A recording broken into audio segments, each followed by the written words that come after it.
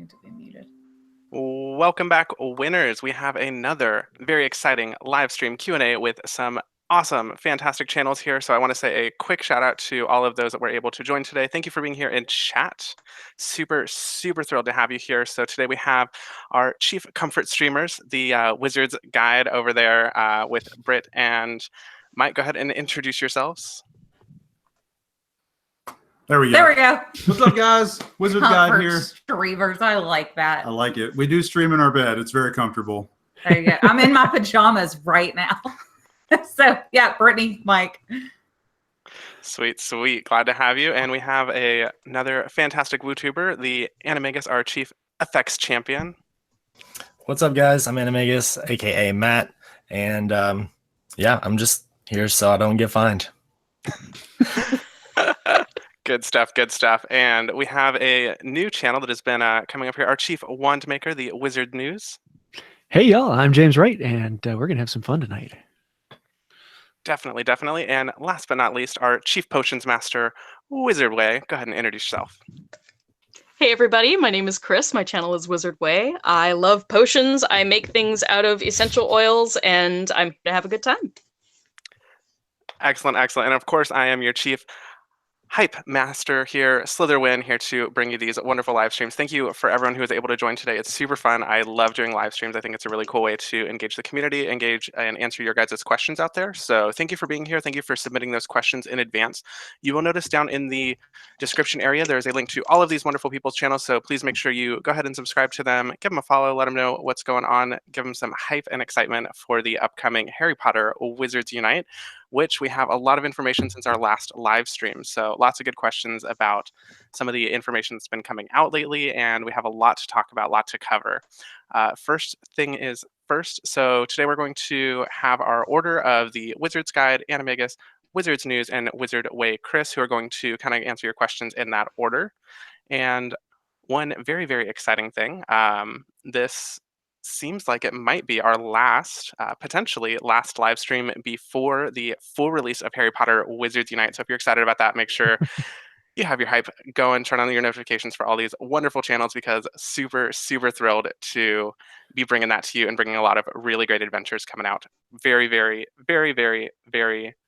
soon TM. Of course, I could not help it. So thank you all for being here. Thank you for submitting those questions. If you do want to submit some more questions, there is a form down below, so you can go ahead and throw your questions in there, and we will get to those later on in the stream. Now, first question that we have here. So do you think that the Wizards Unite beta will still come to the whole world? We're up first this time, right? Yes. Yeah. Pregnancy brain. Do we think the beta will come out to the... No, I don't think it's necessary. I don't know why they would. I think it'll just go out to like a select test market. I don't think it'll go out to everybody. It better come out here though. Right? Yeah. Also, you guys are in for a whirlwind of responses if we're the first answer to all these questions. Just letting you guys know, disclaimer ahead of time. But yeah, I think they just need to perform server stress tests, right? So I don't know if it's necessary to go out to everybody worldwide. I think they'll hit, a few select large markets and test that server and make sure it, works. Doesn't die. Unlike what happened this week. Yeah, I don't see why they would. I don't really think that it's a necessary thing. I don't think that anything really massively wrong with the game right now. They've had it for a couple of weeks in New Zealand, I believe, and there have been very few minor bugs that they found, like a couple of UI things, and that's really about it. So I definitely agree. I think that they need to do a big stress test. I do think that they need to hit a really large market, lots of users, very concentrated population, so they can make sure that we're not going to have a Pokemon Go servers are unavailable sort of situation for the first 3 or 4 months of the game.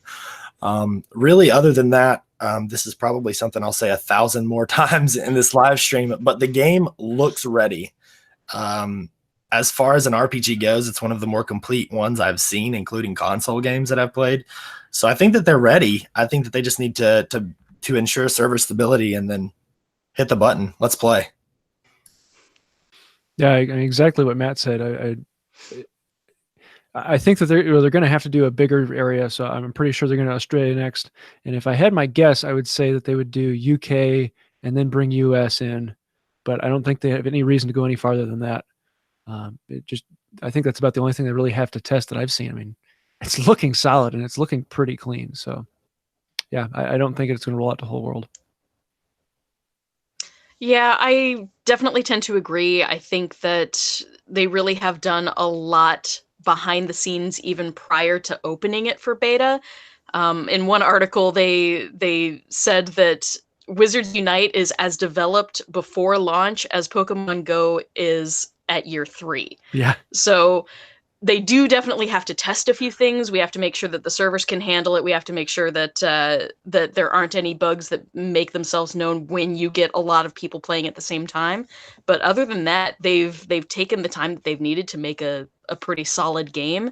And so there's definitely a lot that we can start doing immediately when we get the game live. So yeah, I don't think that we need much more of a beta than what James said, because once you get the US, which is a very large market, I don't think that if anything is wrong, they won't be able to fix it and then go live worldwide.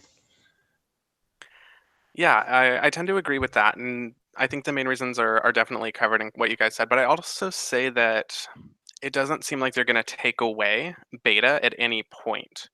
That at Pokemon Go, there was a certain point where they decided to kind of rip beta and say, okay, everyone delete the app. Like, you're done. Beta's over. And then the game launched a couple weeks later. But it seems like this is just going to be kind of a soft launch. It's already out there. I don't see them pulling it back. I mean, you get to keep your wherever you're at in your game. So if you were part of the what they're calling beta testing, you actually get to keep your progress in game, which is pretty cool. So I thought that was a very strange thing that we actually get to keep our progress instead of everything being reset. yeah, I thought it was strange as well. But I'd say at that point, it's not beta testing at that point. It's just it's the soft launch. It's something that they're kind of rolling out slowly, and they're starting in New Zealand. So I'd say coming out in the next couple weeks, I think wherever the next place is for beta, I'd say that's the next technical soft launch in my mindset. Yeah, I mean, one of the things I think that they were probably going to go ahead and save progress for was heavily based on like the microtransactions in the game. I mean, other than that, I don't really think that they have a reason, because we don't have any like special costumes or anything. But I think they were trying to like ride that hype of like, the game's finally out. If you want to drop $50, go right ahead, please. But you'll still have all that stuff after, the beta period is over. Yeah. My biggest concern is that they're going to be a beta for far too long and wind up a lot like some of the early access games that never got out of that stage. But yeah, we can get to that in a minute. One of the big things though that we've been hearing a lot about pre-beta was the storyline, and not seeing that in beta at all, other than you're playing the game. There is no storyline to the game yet, and so I kind of see beta as being pre-storyline, and then it comes out, and then you actually get all the other things that go into it. That's a fair point for sure. That they might be doing, basic gameplay and then add the plot element on top of it when the game actually launches. That's totally plausible. Yeah, if you look at the code, there's a ton of stuff in there that we just don't see in the beta. And it'd be kind of cool to see how it all integrates. Most definitely. So a lot of really exciting stuff happening. I'm super stoked to see how they end up playing some of that and really working some of that stuff out. And it sounds like they're going to grow for the next few years. So I'm pretty stoked that they already have a lot of that planned and hopefully more developed than kind of what we saw in Pokemon Go, where it was, here's your game, play it until nobody plays it anymore, and then we're going to make something new out of it. So I think that's exciting. And I think that's pretty good for everyone that's excited about the game. I think that's living up to kind of the hype and the excitement that we were hoping for. So excellent question. Thank you for that. Actually came from two different people, so asked in two different ways. So there's a form question as well as Wizards Unite Germany on Instagram. So thank you to both of you for thinking through that and trying to push us in that right direction. So next question. Do we have any hints about the iOS beta?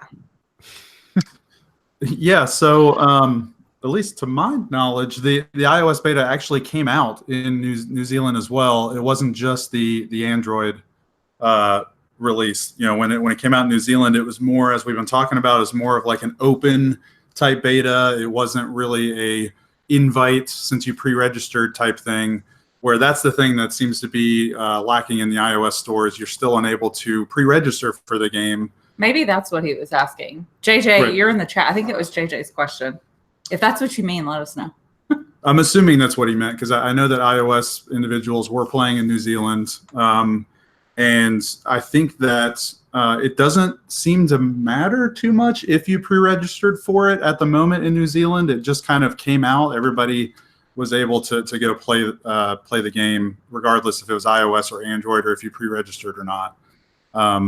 So yeah, it looks like, I mean, as far as it looks, it's out. It actually, that was the only version of the quote unquote beta that released earlier this week for Australia, is that it was out in the iOS store for a couple hours before they took it down, but it was not in the Android store. Yeah, I think, I mean, as far as I'm aware, the way that they set it up in the iOS store and the Android store are a little bit different. I don't think I've ever been able to pre-register for a game like this. I could be wrong, but because I've only had Apple devices, I'm actually going to try to get an S10 this week. But yeah, so the beta itself, I mean, they released it simultaneously, and it was super weird because it seems like the registration really isn't for anything other than just that email notification of like, hey, it's here, go download it. Like, there wasn't a special link, anything unique about that. So that was kind of curious, because in the past we knew that they had done, you know, private betas for Pokemon Go. And I thought that they were going to like kind of handpick select people and then send them out, you know, codes to download the beta and try it. But shrug. That's all I got. Shrug. Just lots of shrugging. It's Niantic to guess at these things is futile. Otherwise, they'll give it to you and then take it away 5 seconds later. Yeah, I don't think I can say anything more. That's pretty much it. And yeah, The hanky giveth. Same here. Way. Definitely agree. Same here. I give my time back to the forum. Definitely. And if you get a chance and you haven't already, go check out the Wizard's Guide.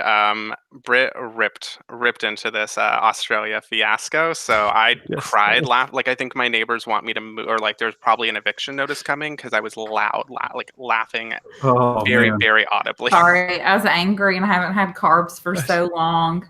Now's not the time to screw with me. It was pretty nerve-wracking editing that, because I was like, I don't know how people are going to take this, but she did just switch to Slytherin, so maybe it'll be okay. She's just like had all of that quelled within her for so long that it's just now coming out, you know, and it's just coming out in so much force. Yeah, it was great. It was a good video. It was real perfect, and I definitely enjoyed the imagery. It felt very spoken to my soul. So good stuff there. With that, I think we have our next question: is what do you make of the Australia email snafu? Go ahead, Britt. It's time. I will not keep you guys all on time. here. What a segue. Let's do it. That's so great. I'm just look, okay, people make mistakes. I understand that. But like, y'all, for real, how many people have you acquired since you started? Like, this is not Pokemon Go launch days. Like, how do you jack that up so bad? How do you jack that up so bad? I felt so bad for Australia.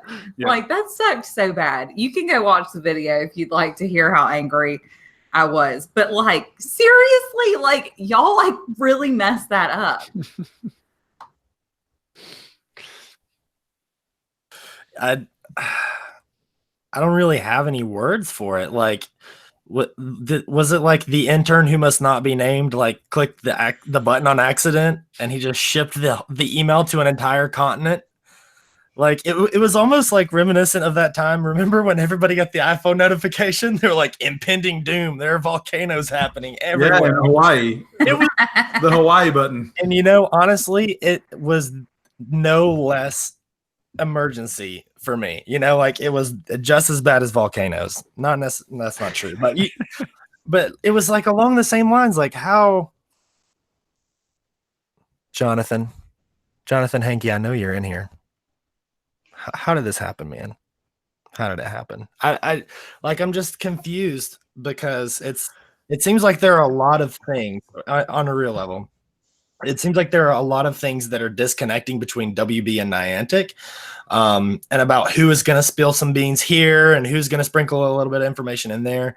And I just need them to like get on the same page so I don't have heart palpitations anytime I see something happen in our Discord.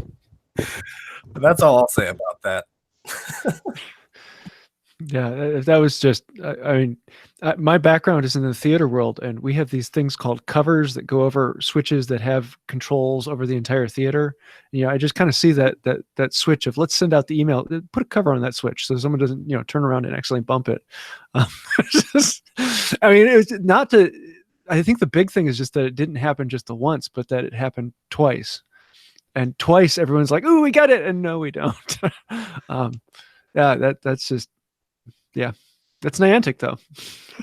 Yeah, we're taken back to just, you know, good old 90s. Quit playing games with my heart. Yes. Because all the fans in Australia, they were so ready, and they got the email and they're like, "Where is it? We can't find it. Where is it?" And it snowballed because, yeah, once was bad enough and everyone could be like, "Oh, they made a mistake." Maybe because the beta for Pokemon Go was let out to New Zealand and Australia at the same time. They were lumped together and someone just forgot to separate them. But to have it happen twice, like, that's not good. That's definitely not good. So hopefully they will be doing better because they know that everybody's watching. I mean, gosh, there are enough of us YouTubers, you know, already to sink a battleship. So we're definitely reporting on the news, and nothing's going unnoticed. So, you know, not that pressure has ever stopped them in the past, but one can hope. You know, I think it's great because I feel like it's it's like high school again, and we're all like waiting for prom, and there's like those two people that you're like, "Oh, I know it's gonna happen. I know it's gonna happen. It's coming. It's coming. Will they? Won't they? We don't know." And then we think like, "Oh yeah, it's finally happening." And then there's like this awkward letdown of like, "Oh, I'm asking you, just kidding. There's something else I need to take care of first." Real stressful. So from my stance, I'm always like very interested to see how teams kind of react to this. And there was a follow-up email, of course, following. So it was the email that said, "Hey, it's available now," and then, "Oh, it's available soon TM," of course, because Niantic. And but then after that, there was a second fiasco here, right? So there's this, it's available in the App Store 2 days after they say it's available. So it's available on the App Store, and then, oh, you can't play it. And then it's removed from the App Store. So gosh, I could not imagine being in that situation. Like, I check the App Store very, very frequently. Like, I'm almost shocked that my keyboard doesn't just pick up. Like, every time I go to the App Store, it's auto-populate with Wizards Unite, because that's what I look for pretty regularly. And I just see the picture of Hogwarts Mystery and my heart breaks a little bit.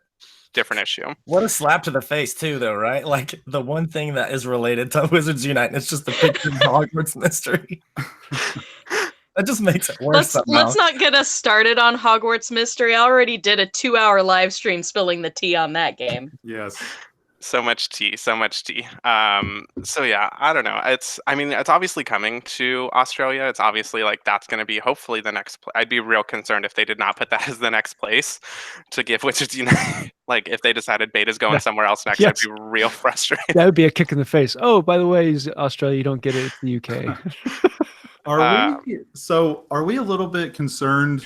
I think Matt even mentioned this.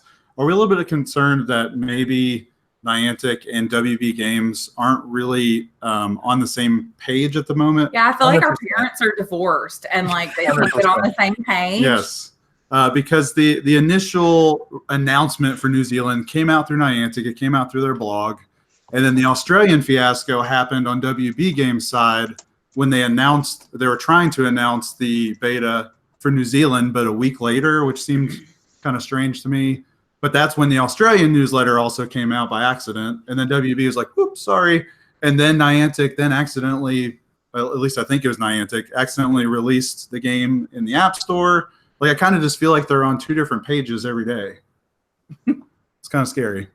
And I think that it feels like we're in a custody battle right now. Like, they can't decide who they want to drop the info, because we get a tweet from WB sometimes, and then we'll get some Niantic stuff, and it kind of goes back and forth like ping pong almost. And it's like, mom and dad, just agree to disagree and put somebody in charge of it. Like, it's got to be somebody's chore, okay? Like, somebody's got to tell us. And if it were more consistent, I feel like it would be less disappointing when like stuff like this happens, because interns don't know how to send emails sometimes. So like, it would be so much easier for us all, I think, if it was just like a more consistent. But again, WB is literally all over the place. So hopefully now that they've got Mortal Kombat out, it'll be a little bit more focused, and we can either just hear from WB or just hear from Niantic, and they'll have something figured out.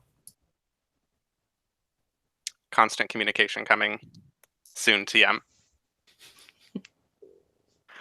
Okay, good stuff. Yeah, so we actually had two people asking the question about this whole Australia email / beta release snafu. So thanks to Akio Wizards Unite, as well as James at ExpectoGo, asking those hard questions for us here about what happened in that whole scenario. So good stuff.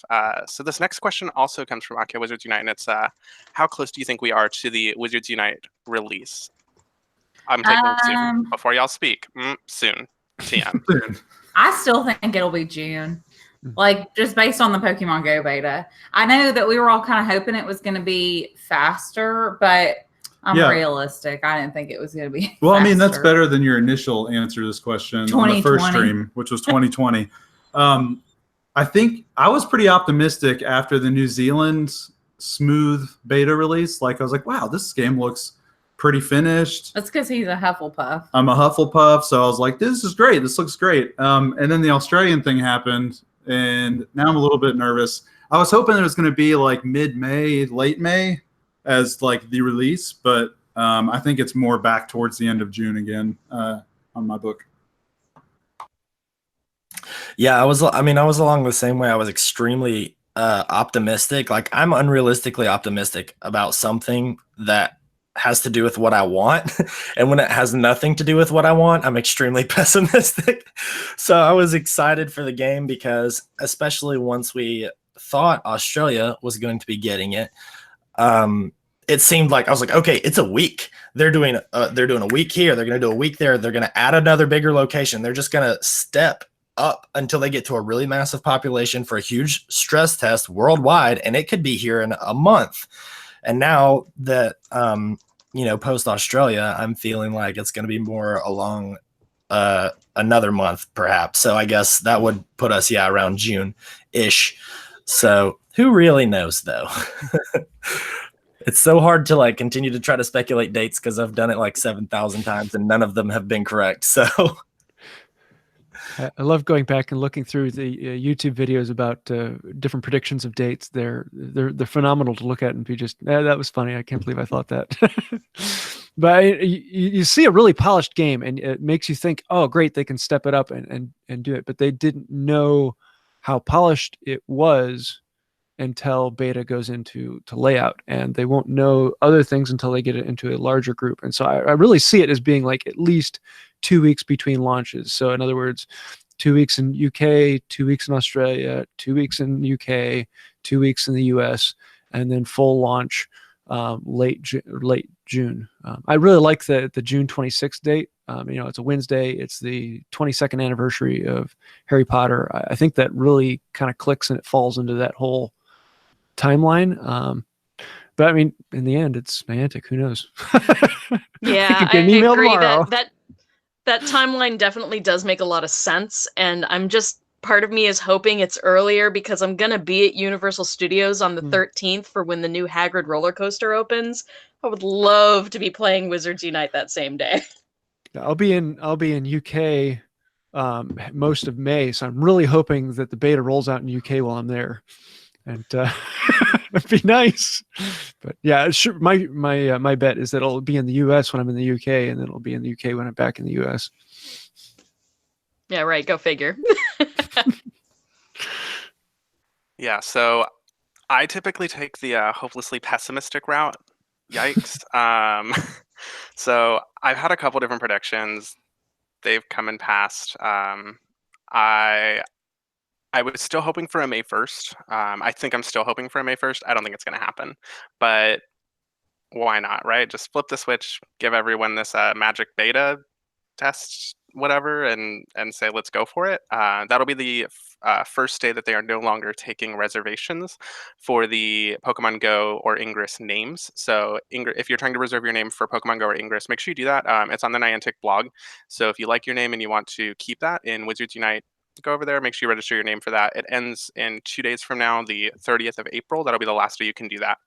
And what a great way to celebrate that by giving us all the reward of Wizards Unite, which we've been hoping for quite some time now. And I was still hoping for 2018 last year. I was like, yeah, it's still going to come. December's here. We still have some more days. And that didn't happen. So now I think I'm more on the Brit side of like, 2020 sounds fine, I guess. 2028, I don't know. We'll see soon.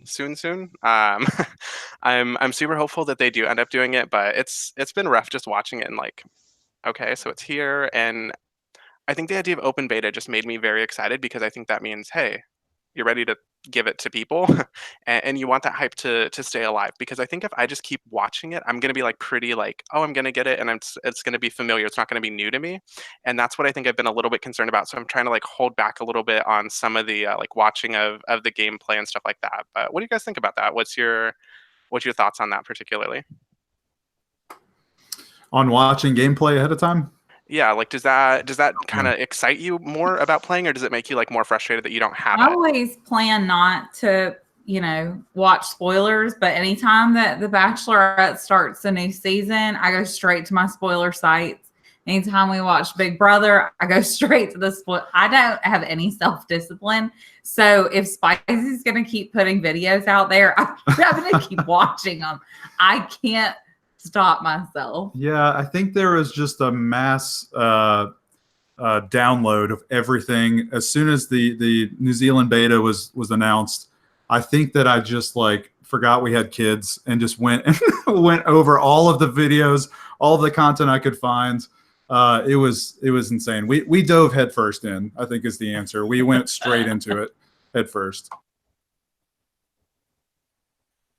So I sat down with myself, had a conversation over a nice cup of coffee, and was wondering like, should I watch this stuff? Should I not watch this stuff? Throwing a shirt at my wife. She's like staring at me. It's super uncomfortable. So Hi, wife. She's already gone. She threw the shirt and ran. So I sat down and I was like, do I want to do this to myself? Because I want these things to be really fresh and I want them to feel new. And I really want to enjoy every aspect of the experience from like the top down, from day one when I open the app and it's the first thing I've ever seen. And then Spicy published his first video and I couldn't click on it fast enough. I just couldn't click on it fast enough. And I was like, what am I doing? I hate myself. I can't stop. And then I watched the second and the third and the fourth and the fifth and the sixth and the seventh and the eighth. Peeking at Christmas presents when you're a kid, man. You just rip them off and you're like, yeah, this is amazing. You tell me that their Christmas presents are hidden in the house because I'm going to find them and then I'm going to unwrap them and then poorly wrap them back together. Like that's way more beautiful of a metaphor than I think you realize.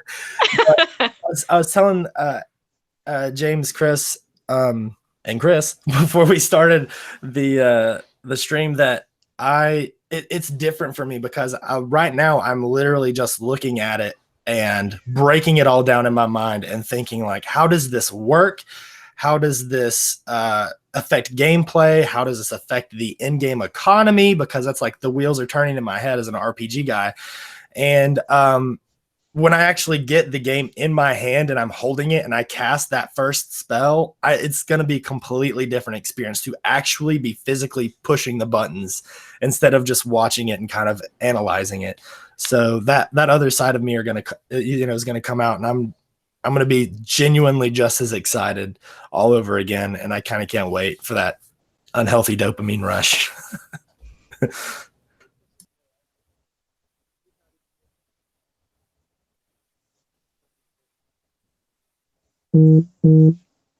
Sweet. That is super, super fair. I am super stoked to continue on our adventure here. We have another phenomenal question coming up next.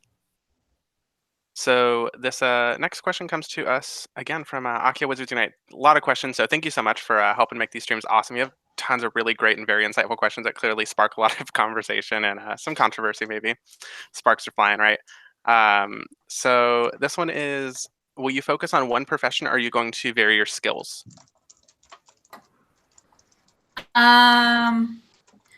I'm sure that Mike would prefer that I stick with one thing, but I get bored like real fast. If you even look at like my real life, my jobs have changed around so much.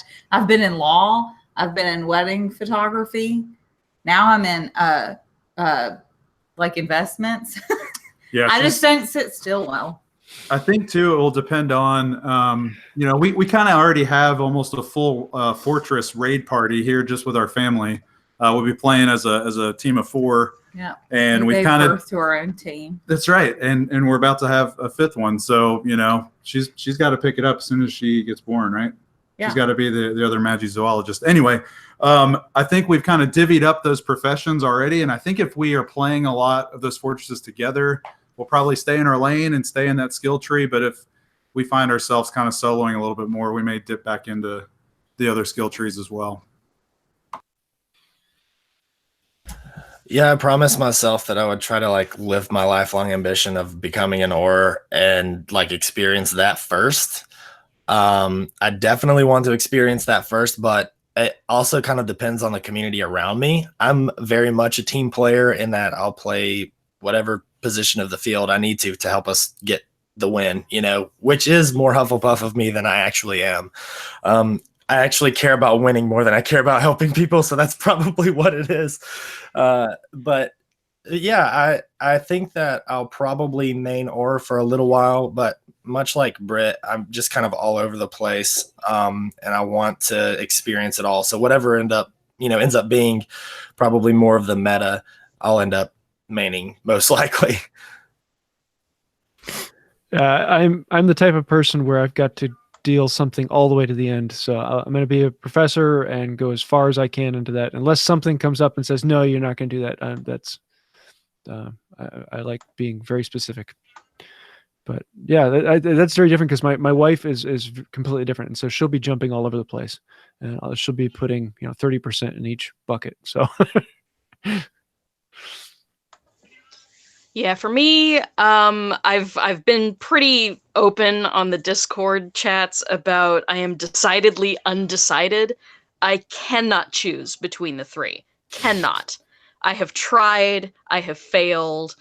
I really don't know what I'm going to do, but because I'm going to probably be live streaming more often than doing vlog style on my channel, just because my life doesn't allow me to edit half the time.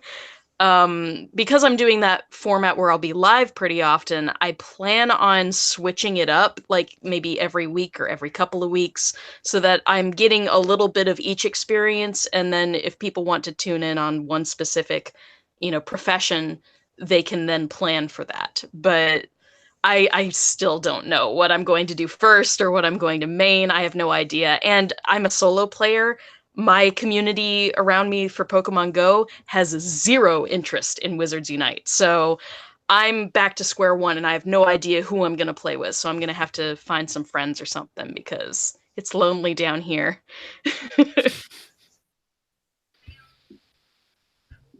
Definitely. And so far I'm leaning towards professor. I'm going to be a professor. Let's be real. I really enjoy the idea of being a professor. I think it's a pretty cool role in the wizarding world. So I'm not saying it's the best, but it's the best. So let's just go with that. So I know there's quite a few that have been pretty hyped about magizoologists and aurors. That's okay. Professor is better. No, they're all going to be great, and they're all going to be super useful in helping each other out and making sure that you have a good balanced team. I think that's going to be what's super valuable. So it's kind of cool that the Wizards Guide will have a whole clan of different folks to jump in there and be able to jump in and kind of balance out their stats and stuff, which is pretty awesome. So really good stuff. I'm pretty stoked about it. And for right now, for right now, I'd say that I'm probably not going to be jumping around. I'm probably going to be that person that sticks through, pick a professor, go with it forever, until the day that that changes. But we'll see, and definitely be able to hopefully help out y'all's and make some winners out of everyone. Right? I'll make a winner out of you. So be super stoked. I want to play with it a little bit more. And actually, I think once we see the tech tree a little bit further, so I haven't gone through and actually researched all of the tech trees yet. Some of them I'm saving for myself. So once I do that, that'll be a little bit easier too. Hopefully be able to jump in, pick a profession and go with it. But definitely professor is where I'm at right now. Sweet. So moving on to question 6. So this is from Mark over at the Zealman's Wizarding World. What is your what would your favorite what would be your favorite foundable? So is this something that like has to be in the game right now that we know is in the game? Not necessarily. If there's something that you're like, I think this would be a better foundable than what they have in the game right now. Sure. So 7th year Neville would probably be my pick. Or like post movie series Malfoy would be another one that I think. Nice. Niantic, if you're listening, I'd write those into the code real fast. I think it'd be cool to. Mike thinks so too. Yeah, no, that's literally what I just said too, right? I think it'd be cool if you could actually use these items and you found them as foundables in the game. It'd be awesome, rather than just putting them in your sticker book. But the time turner would be awesome to run into. Oh, I don't have one on today. Oh man! And then the Sword of Gryffindor, that'd be sweet. But time turner is the first thing that came into my mind. I mean, that's an iconic item in the Harry Potter lore. I think that these might be things that are in the game because I'm trying to remember through all the articles that I read about like some of the encounters that they had.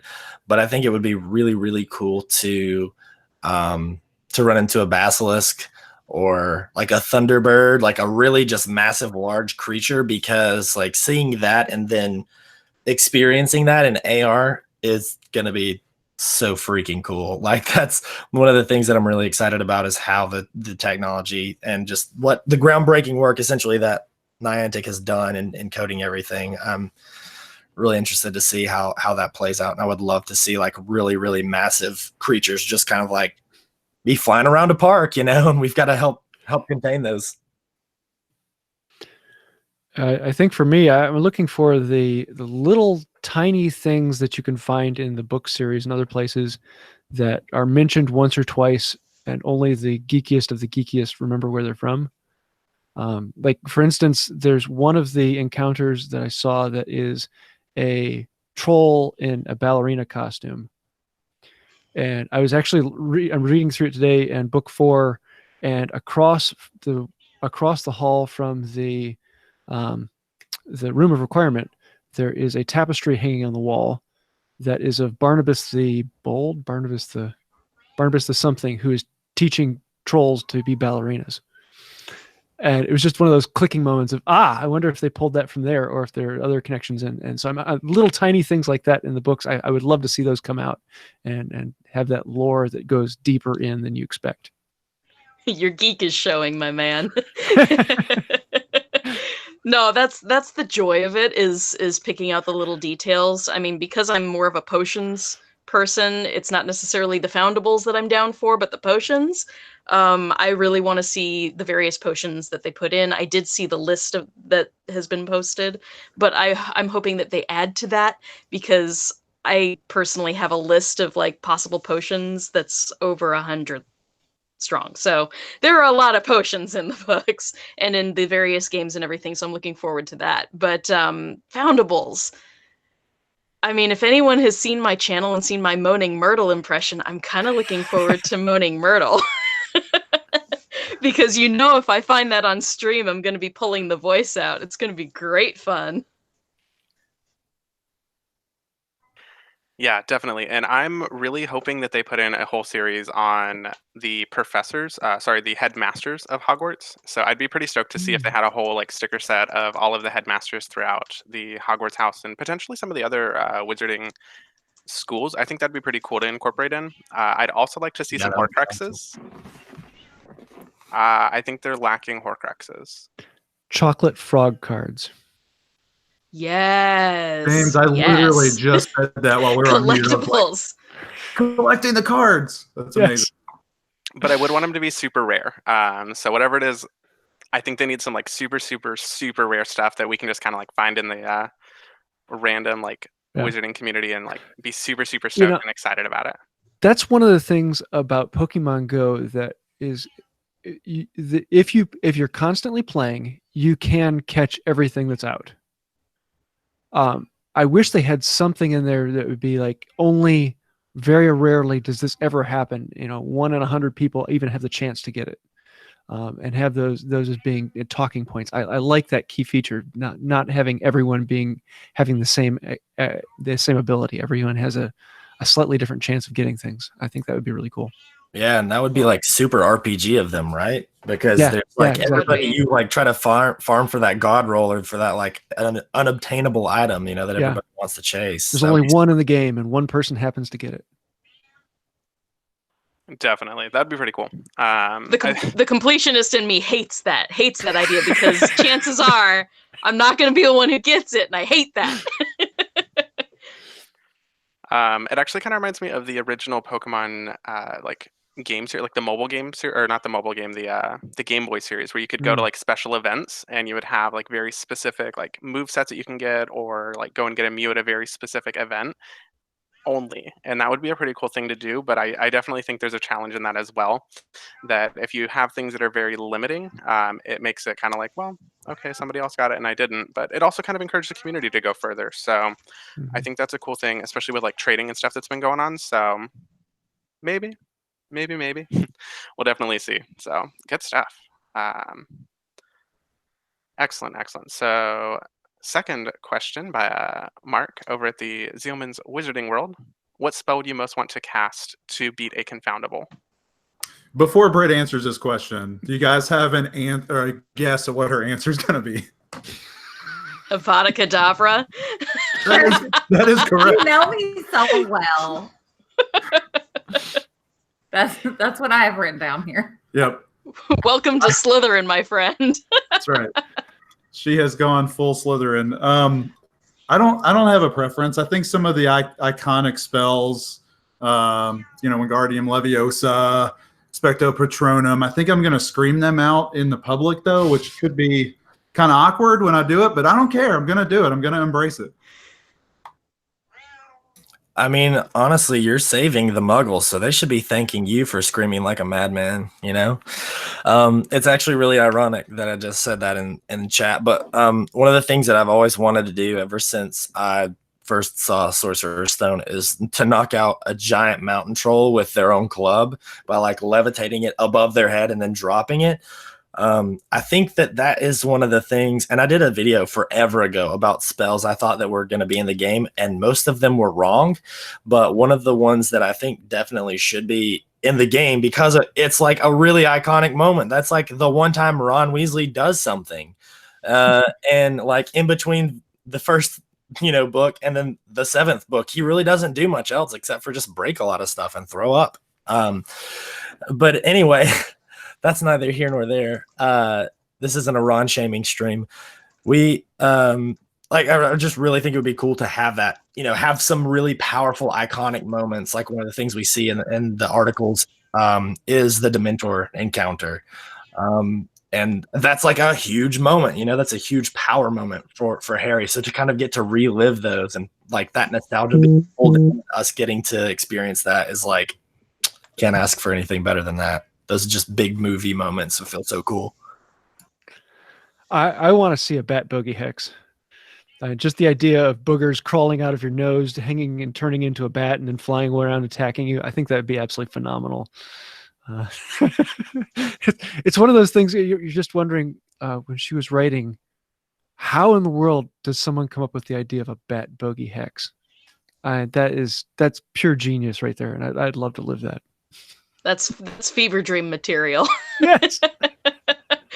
That is a really good one, the Bat Bogey Hex. I always thought that the cleanup would be hilarious because we are going to be out amongst the Muggles playing this game. People are going to be looking at us funny, and I would love to just run up to Muggles and go, Obliviate!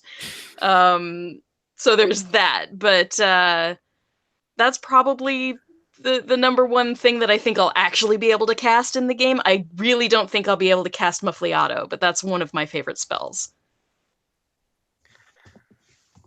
That's funny. I'd written down Obliviate as mine as well. And I was like, oh man, I'm gonna be able to say this unique. It's, you know, and I could just like walk. I'd be like a Men in Black agent who's walking around and like Obliviate. Snap 'em, memory gone. Secondly, I think it would be cool if they incorporated the unforgivable curses, but have a risk level incorporated to using them. So if you're using them, the ministry might be onto you a little bit and actually have some sort of like penalty or a risk factor where like it's a really good spell, it's really powerful, but if you use forgivable curse, then maybe they like you get caught. You could have maybe some time in Azkaban, or you could like have something happen to your character like negative. So I think that would be kind of cool.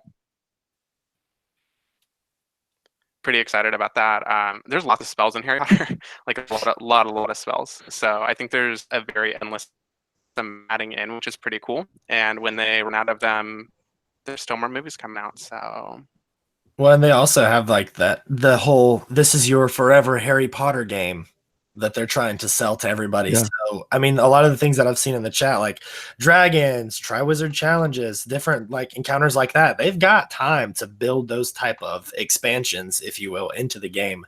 And I think that's entirely possible. And I hope for like a new slew of spells like every 3 to 6 months, you know, so we're not just like, it's this one again.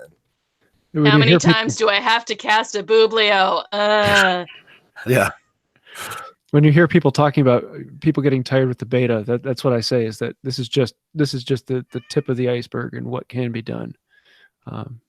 Because I mean, with Pokemon Go, it came out and nothing changed forever, and I don't see that happening because we already see stuff in the script for it, and there's so much more that can be done very easily. That yeah, this is going to be a cool thing for a long time. most definitely. And I think there's a ton of things that they could keep incorporating in, keep adding in. So it's pretty exciting to see just the tip of the iceberg, I would say, of what's actually going to be coming for Harry Potter Wizards Unite. I think there's a lot of really, really cool stuff coming. So we're right on the cusp of it, and it's pretty soon, hopefully coming to us. So I'm pretty psyched up about that. Pretty soon or just soon? We'll see. Soon. You gotta stay true to form. You gotta be consistent. Hashtag soon, always hashtag.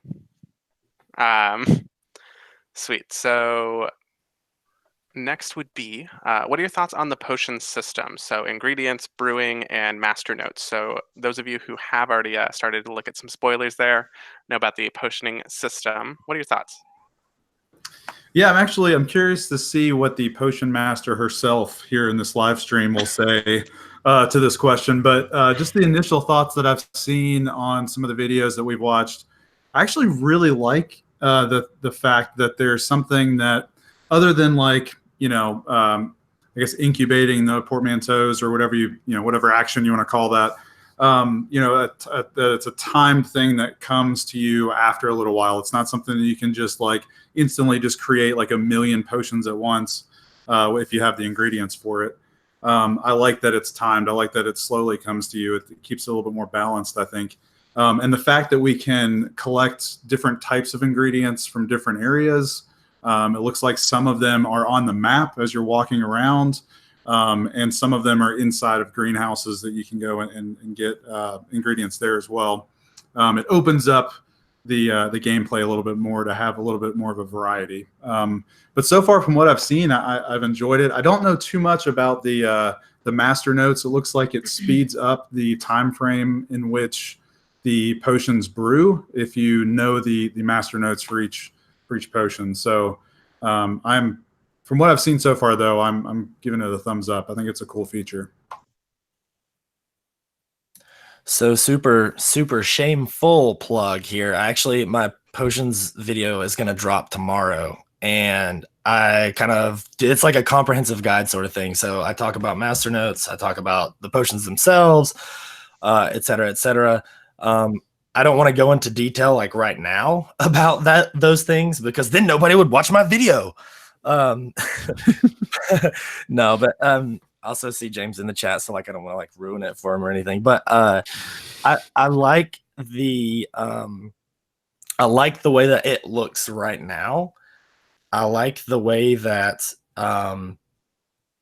you can't just have just like Mike just said, like you can't have everything in your arsenal immediately, like instantaneously. Like we see it takes them 3 months to brew polyjuice in the books, or however long.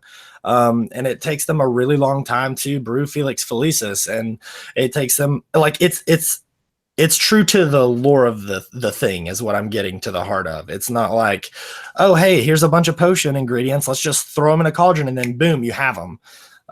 It doesn't cheapen that. I feel like it would be cheapened just a little bit if there wasn't really like an element of patience to it. But I love the idea of master notes. I think that's great. It's a great way to continue to pull people in, because I'm sure there'll be like a notification that like, hey, your potion's ready. Come drink up and let's fight the calamity, that kind of thing. So it's very smart on their end for sure. As far as potions go, I think that the system they have employed is probably one of the better ones, honestly. Like the economy that they've built around that, we'll see, with time, of course, and with a little bit of gameplay. But so far, everything that I've seen and kind of researched and looked into looks pretty good. I was actually really impressed with how many potions ingredients they have available in the game right now. Because with Pokemon Go, when it came out, I mean, there were only about a half dozen items you could possibly have. And to have so many items available right now, and we know that Niantic adds more and more items as things go on. That's a way to keep the game fresh as well as introduce new items. And so I'm very impressed with the breadth of what they're starting with.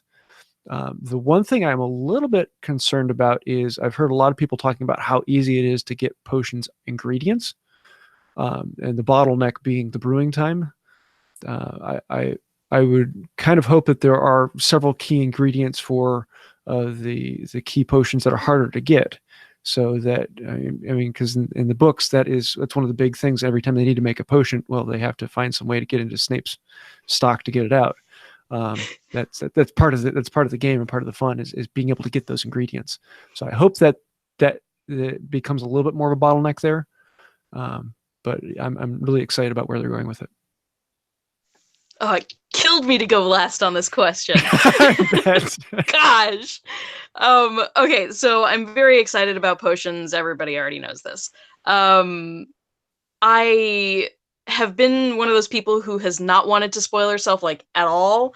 But I did happen upon the infographic that mentioned master notes, and oddly enough, that's exactly how I suspected they would do it. That there would be, a wait time per potion. It would vary depending on the potion, and that you would have a way to basically do like a super incubator, if you will, by doing something on your phone. And I was hearkening back to the old days on Pottermore, where you could brew potions on Pottermore, and you had to do very specific things in order to mix it properly and make sure it's going counterclockwise instead of clockwise. And so I was in my head imagining pretty much the exact system that it seems like they have in place.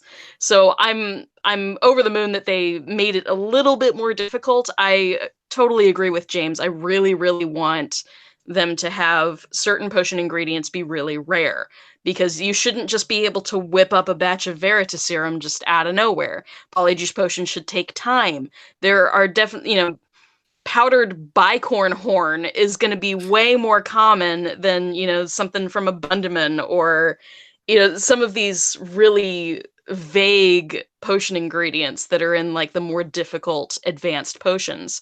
So I just, it's like, there's a reason it's advanced potion making. And I really want there to be, like you said, a pretty good array of availabilities. So I hope that, much like there are rare spawns in Pokemon, I'm hoping that certain potion ingredients will also be pretty rare, because otherwise it's going to take all the joy out of it. Then you're just going to be like, well, I have all these ingredients sitting around, but I can't do anything because time. So I like the system that they have in place. We're going to have to see how it's implemented over time. and see how they vary up the spawn rate for various potion ingredients, because there are many.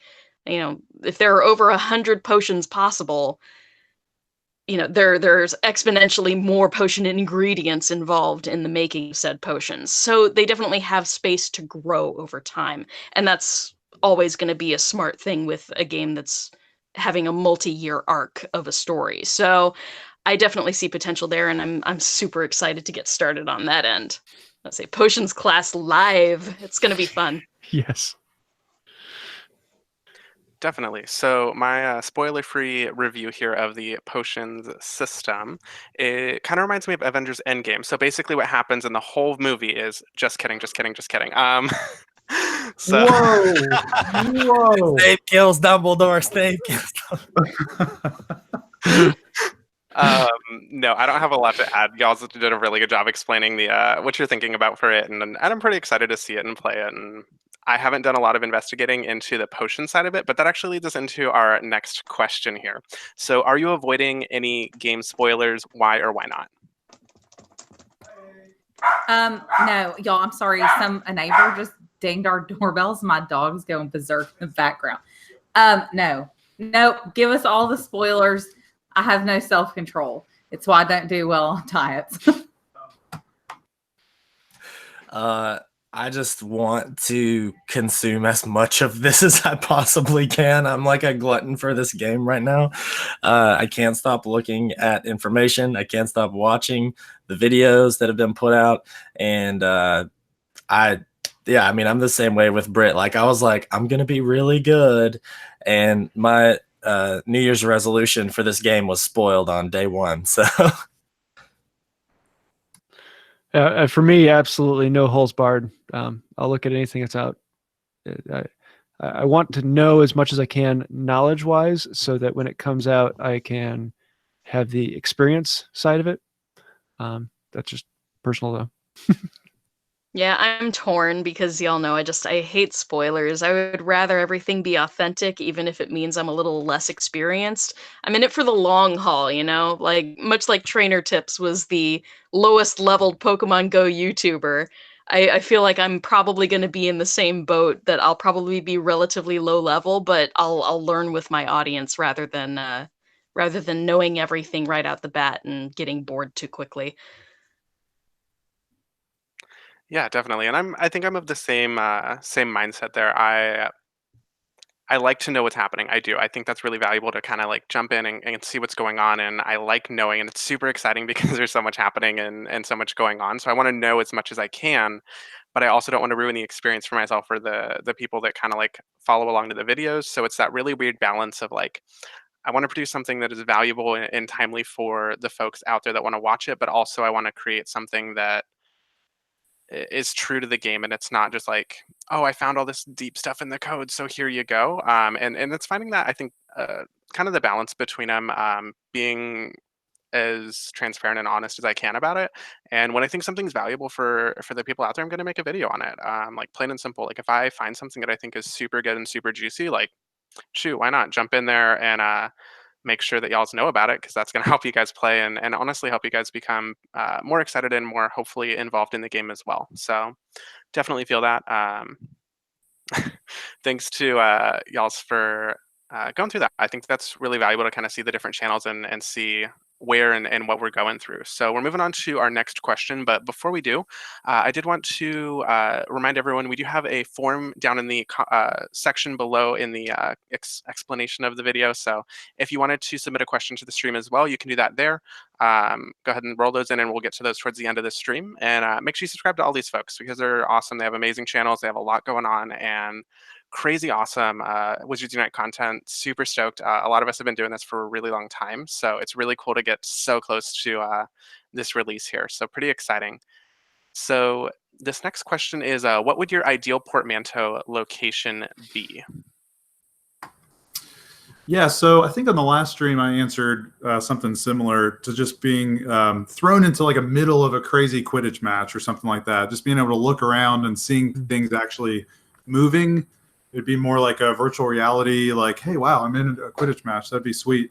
I think something else that popped in my head since then, though, would be like Newt's suitcase. Just like dropping in there and seeing like all of his awesome creatures and beasts in there would be amazing. Yeah, I definitely have to agree with the Quidditch match. Like, that's probably one of the things that I want to do more than anything as a wizard is just get on a broom and fly, you know? I think that that's probably the number one thing that I actually would do immediately upon learning that I was a wizard. But yeah, I definitely would say Weasley's Wizard Wheezes would be really cool. And you kind of get to experience that a little bit in Diagon Alley, like at, you know, Universal Studios, which I've done, but to be able to see that from like a park that is nowhere near Orlando, because I don't live there, you know, like some people on this call. But that, I would love to go into Gringotts in more detail. I would love to go and we kind of talked, you kind of mentioned like Snape's like stock room. I think that that would be a really cool place to go.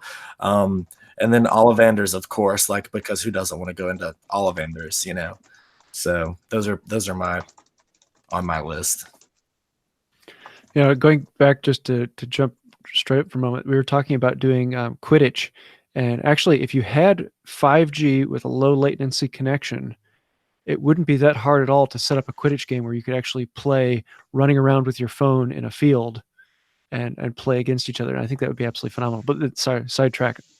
If I had a location, I would do the room of requirement where they hide things. And being able to look through all the random items that have been left there over the years. I think that'd be kind of cool, just to, because you could put so much little lore and detail into that space of little items that you might not have noticed. Yeah, you stole my answer, because room of requirement is also a place that can change each time you go. So I think that can be, you know, I hate to do the whole, you know, ex machina thing, but it can be used for practically anything, so you could use it at any point in the game's plot and have it be completely different, which I think would be so much fun. So I'm definitely with you there on room of requirement, but man, there's so many fun areas within the wizarding world, and I really hope that beyond room of requirement, if I had to choose something else, I would love to be able to step through a portmanteau and go to a different wizarding school, one that isn't in the movies. Something that has been discussed on, you know, Pottermore, but hasn't been realized in any other format yet. So Mahotokoro or Castellabrujo or Ouagadougou down in Africa. Like, I would love to see these other schools. So yeah, it's a long shot, but I hope that maybe we get to see other wizarding schools. I really want to go to the Chamber of Secrets. 100%. Shocker. Shocker. Well, I don't know what you're talking about. That should be surprising-ish, maybe. Encounter the foundable basilisk in the Chamber of Secrets. Pick up my basilisk thing. Be ready to attack some folks with it. It'll be my new weapon in every battle. I'm just gonna throw a basilisk thing. I also think going into Aragog's lair would be pretty awesome. So I think it'd be the fastest portmanteau that I'd ever visit. Like, I'd like walk through with my phone, like going along, like, oh, entering the portmanteau, and then just like, as soon as I see the spiders everywhere, okay, we got to go quick because I'm not hanging out for a long time. I know Zoe would hate that. Snitches Witches. Oh my God, Zoe hates spiders. She would hate having to step through that portmanteau. I think it would be awful, but it'd be the fastest portmanteau I'd ever go through, because I'm definitely on board with the hating spiders. Expecto Go said in the chat, Department of Mysteries. Ooh, good one. I like that. Department of Mysteries would be pretty awesome.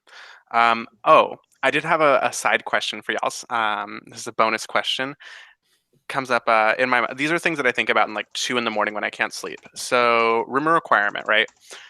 The room of requirement, there was a bunch of treasure and stuff that was burnt up in the movies. There was a huge fire that went through, bunch of stuff burnt to the crisp. It's gone, right? But it's also in the room of requirement. So if you wanted and you were thinking about it, could you think up the room with all of the treasure in it, or can you not think it up because it's been burnt up? feel like I haven't had enough plate for questions like this. Yes. I'm like, does anyone else want to answer, or do I get to answer? Because this is all like, Yeah, go Chris. Science and shit. I do think that based on the fact that we do have time turners and where we get to basically go back in time and create our own new reality. If anybody has ever seen Back to the Future where you get offshoot timelines, this is just a whole quantum mechanics thing, and I love it. But I would love for there to be an aspect where, yes, you can, based on your requirement, I want to go into the room of requirement and have it be the room of requirement from 3 years ago, or what have you. Like, I think that magic is limitless in that way, and that we've got the ground set in this world of J.K. Rowling's that we could totally be able to do that. I don't think that anything could necessarily be gone at any point, but I'm open to be proving wrong. A lot like they do an end game with the. Oh wait! Oh no! Hey! No. No. Yeah, they get the time turners in Endgame, and then it's just like Harry Potter just comes out, and Neville is there with his shirt off. Britain's gonna love it. Hey, that's one way to get her there, right? Sorry, Mike.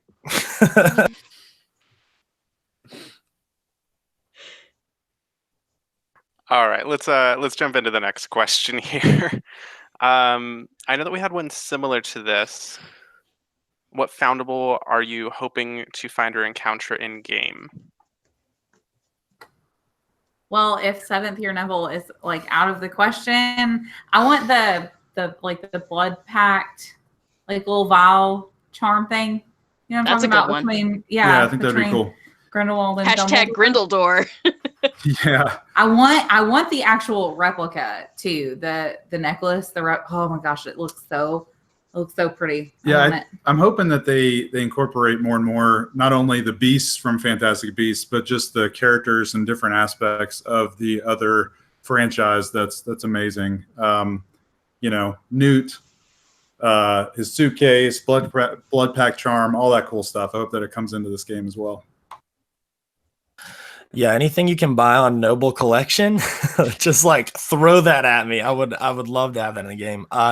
Things that I'm really fascinated with, because before Harry Potter came out, I was always fascinated with magic. So like things that like have been owned by like Morgana or Merlin, or like relics from magicians way back when, would be really cool. And something that I'm hoping that they do is that eventually we'll get to the point in the game where it's sort of in that lull, and there'll be like this refreshing quest bit of content where we have to go like recover the pensieve, and then instead of a sticker book, it becomes our bowl full of memories.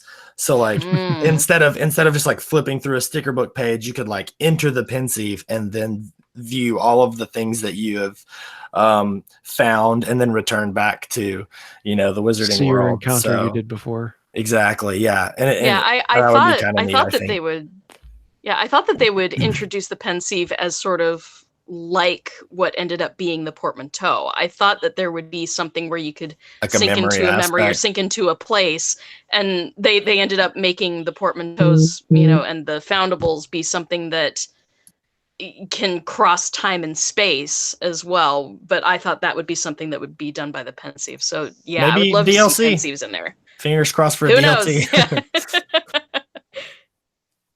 I'm looking forward to the blast knitted Scroot. Yes. Yes. They added it to the ride.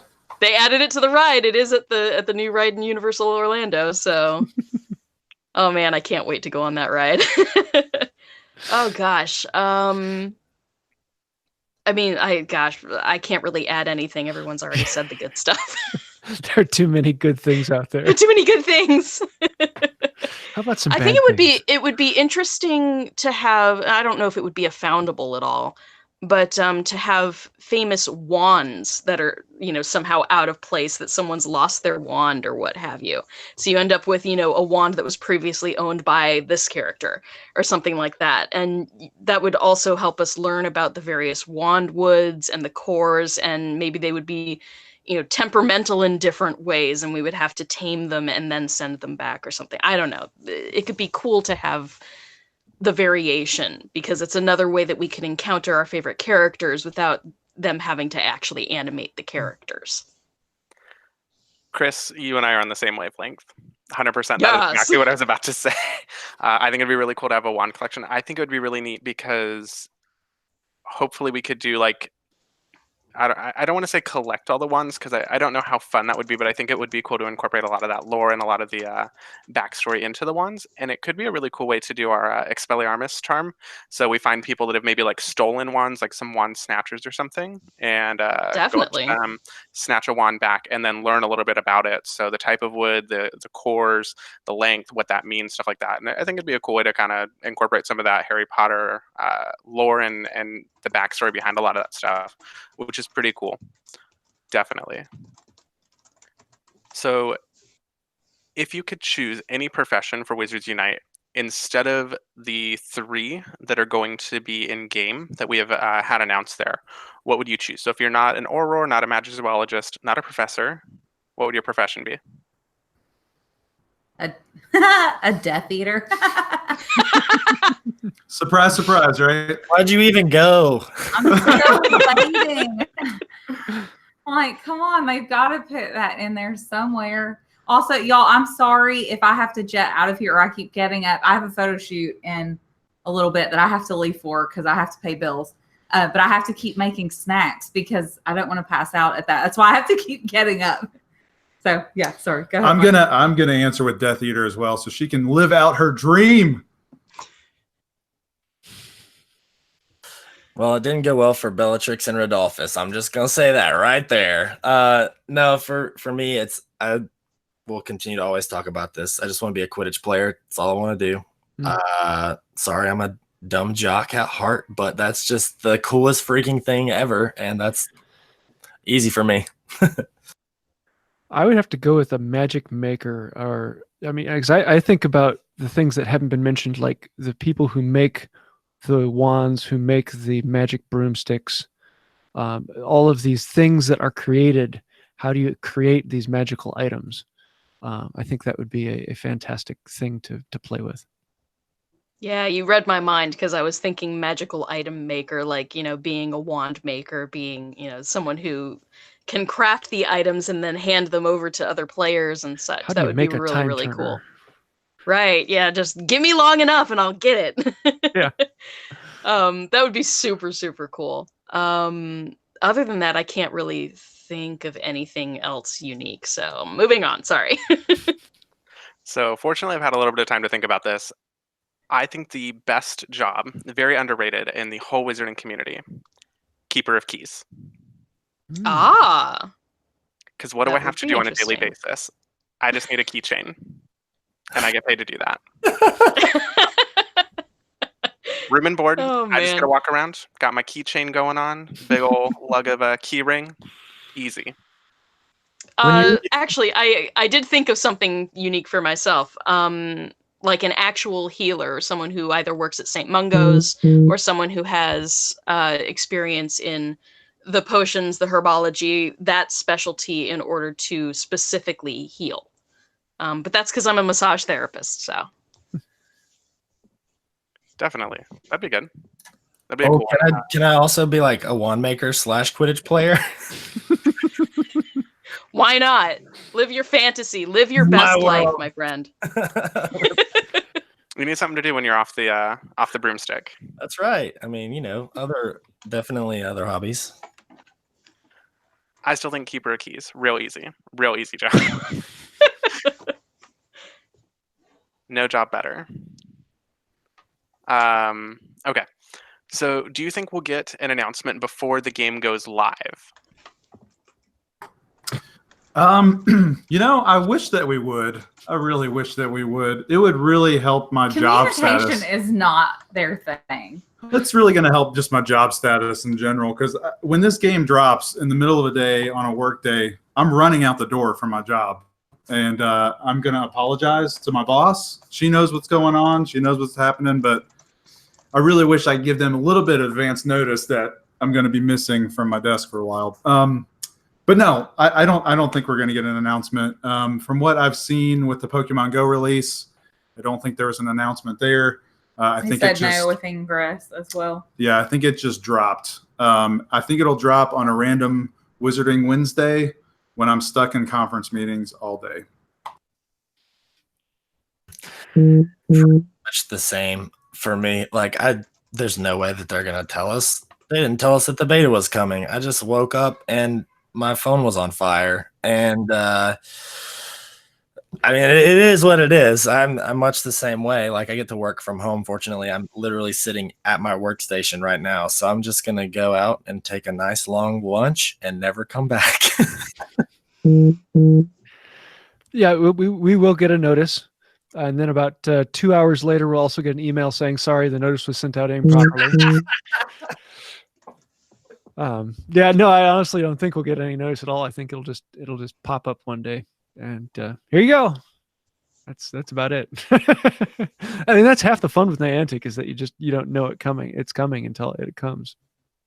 Yeah, ditto. I think there's not going to be any notice. It's just going to drop, and I'm probably going to be at work. Because that's why I my love life. being a stay-at-home dad. As soon as it drops, I'm out the door. If I need to take the kids, I can take the kids. They're ready to play right alongside me. So hey. Right. Now, Chris, can you do some remote massage therapy? Like, kind of take your client out with you, one hand, Yeah, you can one-hand it. That's not how remote massage works, but I wish. If I could cast a spell so they could feel my hands without me actually being there, that'd be great. Yeah, I agree. I think I am much more likely to get 1,000 at everyone notifications on Discord than I am to get a notification by Niantic. But we got email, like they got emails in Australia, right? That the beta was now live. It wasn't, naturally, but we all signed up on the website saying like, hey, sign up for news, sign up for announcements. Do you think that could be incorporated? Maybe. I think though that news or that email was supposed to go to New Zealand, and it was a week after the release of the beta. So, but yeah, I mean they have that outlet to be able to send that communication out. I just hope they or they use can it just properly. sell it to a third party, and we can get hit up for like free cruises. Hey, I'm down with that too. Why not? Call. Yeah, I'm hopeful. I am really hopeful that they give us a little bit of a heads up. I think it's easier for everyone for planning and making sure that we're all taking 12 weeks off work at the time, all on sabbatical. But we'll see.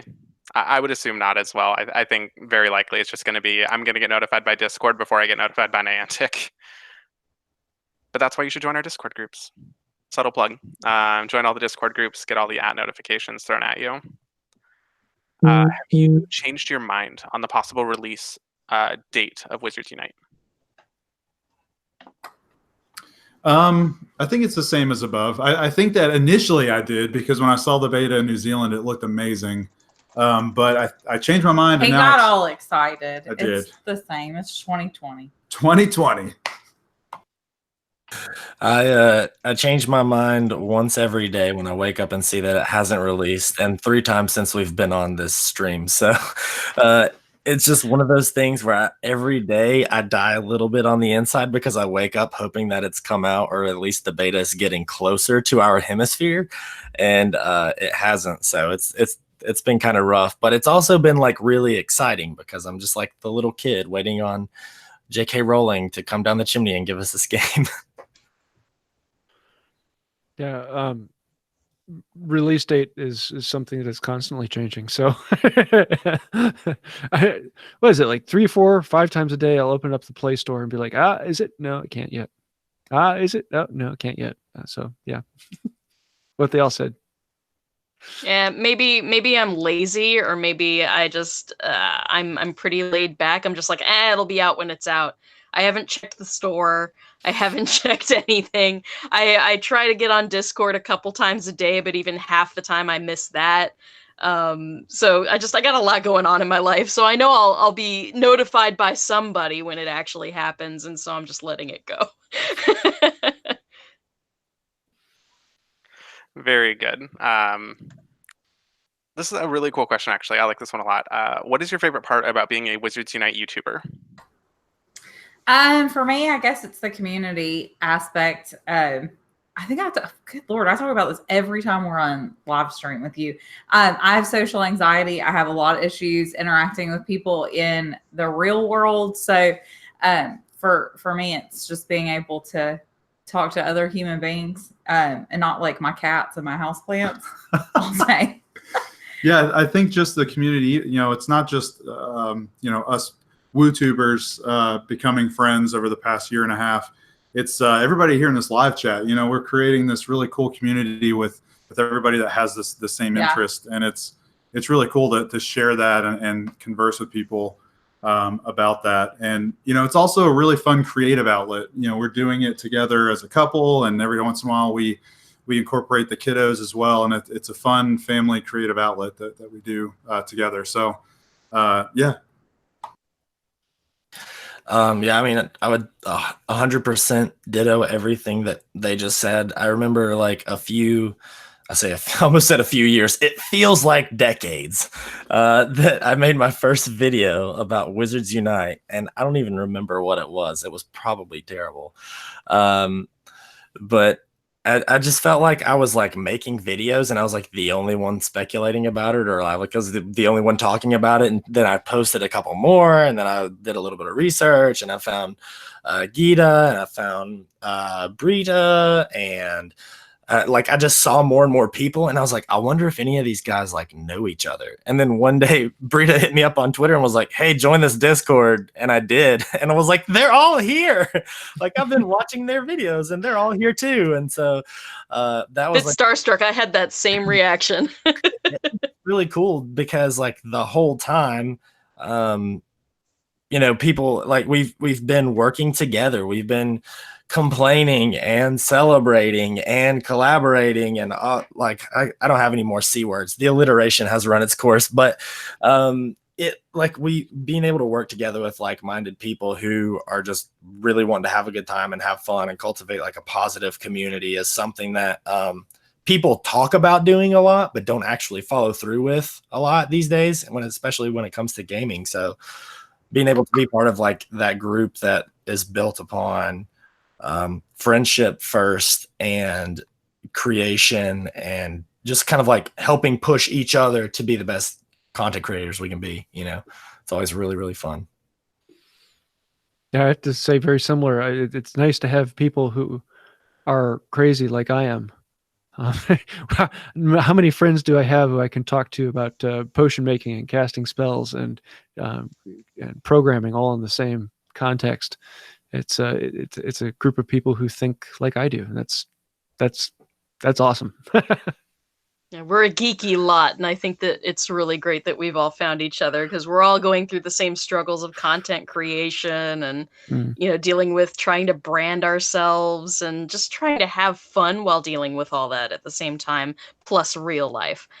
Really, I love the challenge because before I created this channel, I had never filmed and edited and tried to post something up on the internet. It was completely foreign to me. I've dabbled in After Effects now, which is frightening. But just these are skills I never would have even explored without this particular outlet in this particular game.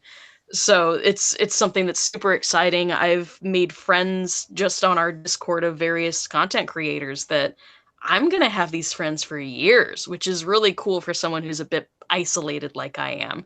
I work too hard and I don't play enough. And so this gives me an outlet to do all of the things that I really like and, share it with people, which is, the level of outreach is super important and something I really enjoy. So yeah, basically the same as everybody else.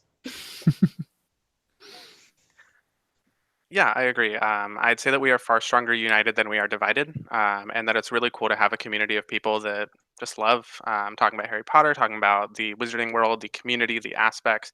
I think I had the same kind of like shock when Gita had reached out to me to say, "Hey, come join our Discord, come like hang out with us, talk to us about Wizards Unite. We're doing a group thing talking about the Wizards Unite release and a lot of the upcoming stuff there." And it was during the time I was making a lot of videos about Hogwarts Mystery, which wasn't my favorite. And I think I slowly burned away from that. But I was also getting pretty excited about Wizards Unite and the potential of what I wanted to see in the initial release of Hogwarts Mystery and some of the stuff that I thought was still lacking and still being able to develop into what Wizards Unite will be and is becoming, which is pretty awesome and pretty exciting.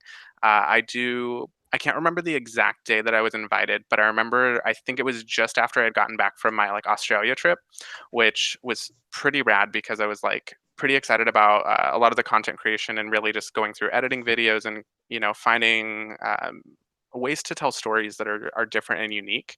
And I think that's the beauty of it, right? Like it's a cool way just to talk with other people and talk with our community about what's exciting us, what we're getting really excited about, and share our work with those around us that are seemingly like doing the same stuff, which is pretty cool because then you kind of see things from different angles, different perspectives, and you grow together, which is super awesome. Like there's tons of milestones that have been reached with a lot of the channels, and we have celebrations about that. That's awesome. It's incredible and it's amazing.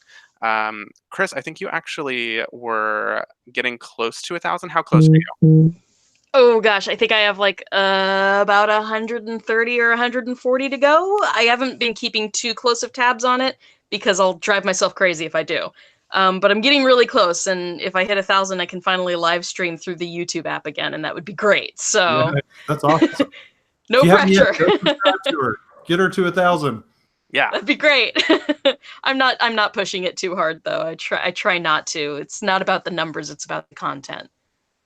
Yeah, definitely. And I think there's been a lot of really great videos. I really enjoyed the collab that we did with the personalities for the Myers-Briggs. I thought you did a really great job, and it was really cool to see a little bit more about your personality, about who you are as a person, and how you're relating to your Hogwarts house, as well as just growing in the community. And I think that's awesome. And you're getting close, and I'm really excited. I look forward to celebrating the day that you reach 1,000. So you're getting there. Oh man, very soon. I'm gonna bake myself a freaking cake or something. 3 cakes. Popping bottles of butterbeer, baby. Let's go. 4 cakes, 1 for each house. I don't know. We'll do something fun. Yeah, definitely. And there's tons of excitement to be had across the community. So it's awesome just to celebrate with those around us, and we grow together, right? So that's I think is a beautiful thing, just to be, especially stuff like this, like live streams, Q&A, stuff like that. That wouldn't happen if we didn't have a community to really talk about it and reach out to other content creators, other developers, stuff like that. So Right. there's beauty in community, and I think that's something that I always stress and really focus on, because it's the community that we invest in that really invests back into us in a lot of ways. So crazy great stuff. A lot going on. Speaking of the community, thank you. According to this, I actually just got 1 more subscriber, which bumped me over 900. Ooh. Hey! Nice, dude. Congratulations. It's an awesome audience on here. Yeah. Congrats, man. That's great. That's fantastic. And that's why we do this, right? There's tons of people that I think we don't always have time to like jump around and be able to like find all these channels. This is a great way where you can just kind of have like one spot to go through, cycle through different channels. I know, Chris, you were here before, now you're back. Animagus and James, it's your first time here. And Wizards Guide, you're hanging out always. We love having you here. It's awesome. So huge in growth. our pajamas. We're the savvy vets of the group. Hey, I'm there with you. But this is super fun. It's actually really great, especially because we get to hear a lot of your guys' questions out there about the upcoming game and some of that stuff, and where your excitement's coming from, where your hype's coming from, and really your insight on the game. It's the questions that you pose to our group in this way. It really helps form and shape how we're doing this, how we interact with each other, and it shows a lot of like really deep knowledge of this upcoming game. So we super thank you guys for being here and for asking those questions. Let's I think we're ready to move on to the next one. Let's hope. Sweet. So if you were a Witcher wizard, you are. If you're a Witcher wizard, what would be your what would your profession be? Not what would you want, but what would it actually realistically be? Realistically, I would probably be a shop owner. Like I have an entrepreneurial spirit. Yeah, I It's think what real life looks like. I don't know if like tech support would be a thing in in the wizarding There's no world. tech support. So I'm in communications as well. So I don't know, working for the Wizarding World Network, hosting a show on there. Who knows? Yeah, I do marketing now, but I don't want to do that if I'm a wizard. So, I mean, I guess if I were to translate my actual position over, it would probably be like, you know, somebody that creates marketing materials for the ministry whenever they do something stupid to make it look not so bad. Ooh, propaganda. Yeah, propaganda. Well, actually, I mean, now that Hermione's minister, I'm sure she's got everything sorted. But yeah, I would also like, I think that being a wand maker isn't an impossibility. You just would have to be like an apprentice first. So I would just be like an apprentice and try to work my way up through the ranks until, you know, I kind of got the opportunity to take over from Ollivander, you know. Yeah, it's an easy one for me, wand maker. We can open a shop together. Sounds good to me. Perfect. Boom. Oh, my life is too compartmentalized to have just one job. I would probably do 3 things at once, like, you know, always. So I would probably be a potioneer for one, because I love essential oils and chemistry formulas and stuff like that. 2, probably a Kneasel herder, because I love me some cats. I have 13 cats in my house. Not joking. So I have plenty of experience there and would happily breed or find homes for some awesome familiars. And then probably healer of some sort, like Madame Pomfrey. Use that potions knowledge to help heal some folk. Yeah, this is Okay, hold on, Slytherin. We all know what your profession would be. You would be the Ryan Seacrest of the wizarding world. That is obvious. That's like the only place. He would. The Wizarding Wireless has a new host. That's right. He's all over the place. Yes, absolutely. So Ryan Seacrest of the Wizarding World. How is that not a job? That's that would be more like Daily Prophet style, right? Like it'd be part of the press corps. No, I mean, if I'm being realistic, right? Like, what would I be on in the Wizarding World? What would be my like real or true profession? There's probably a BuzzFeed quiz on that, right? I should probably find that one out and take it. But you know, if I'm saying like what's realistic, what's attainable, what's actual, it's obviously I'd be the Minister of Magic.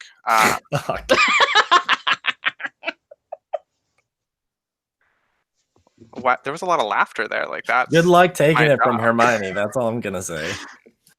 One Obliviate. That's all I need to know.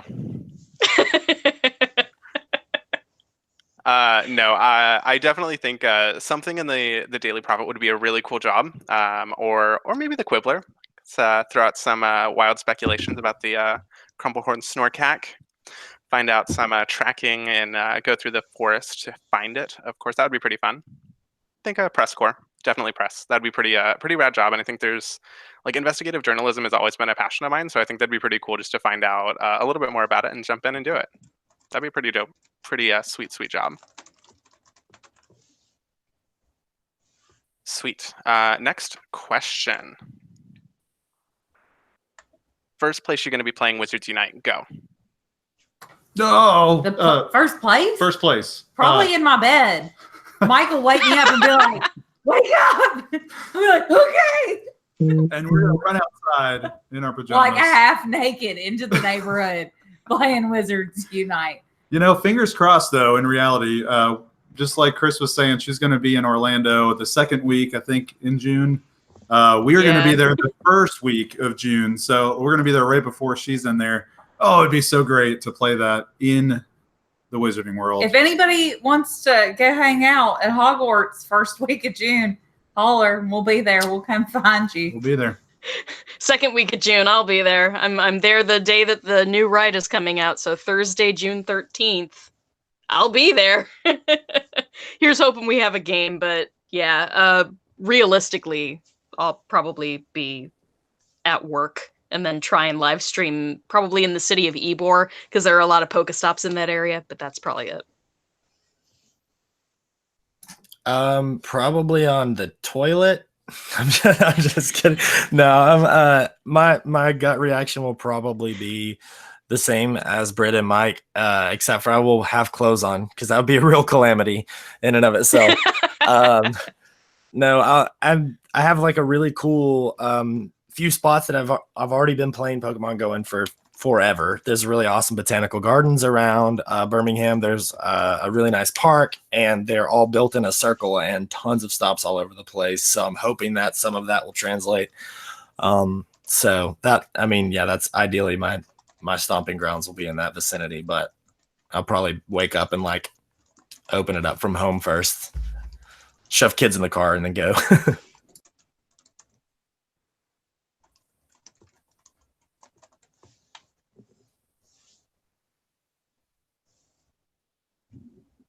He's not muted though. We've lost Yeah, you, James. James. Yeah, I'm I not can hearing turn the any knob audio. on. That helps Oh, better. there you are. My kids just came upstairs, so I was trying not to have them pounding above me. Okay, start I- again. I'm really hoping it comes out while I'm in London. Being able to do it in the actual filming locations and things of that nature would be phenomenal. But yeah, knowing my luck, it won't. There's actually a park just down the road that it's a 2-mile long strip, and it is completely covered in Pokestops. And so I'm probably, if I get the notification and I'm free and able to go, I'm not going to open the app until I get down there at the site and then open it up there. That's my plan, but I probably won't. I'll probably open it before I get in the car.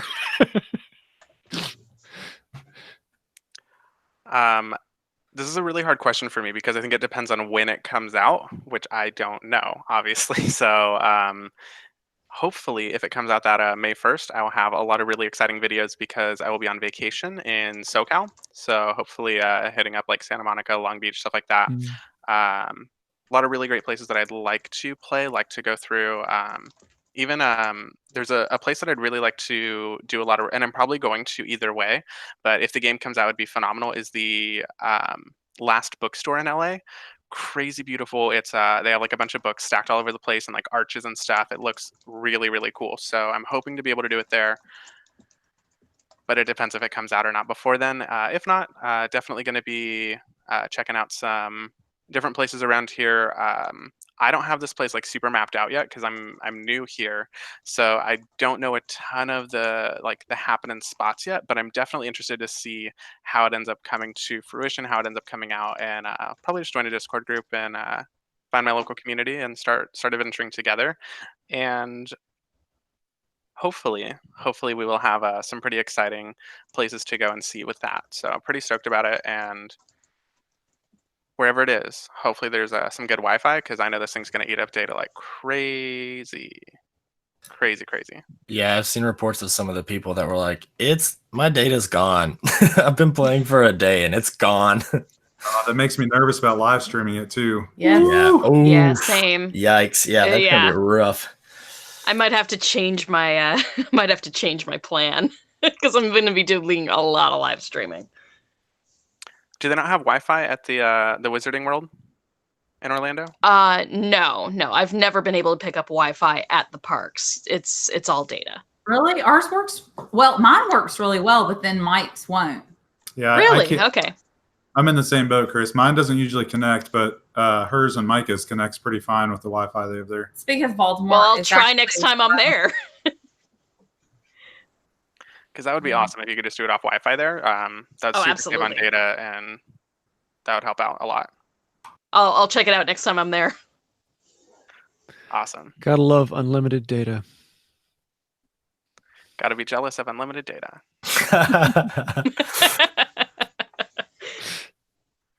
So the houses in Harry Potter Wizards Unite don't seem to do anything right now.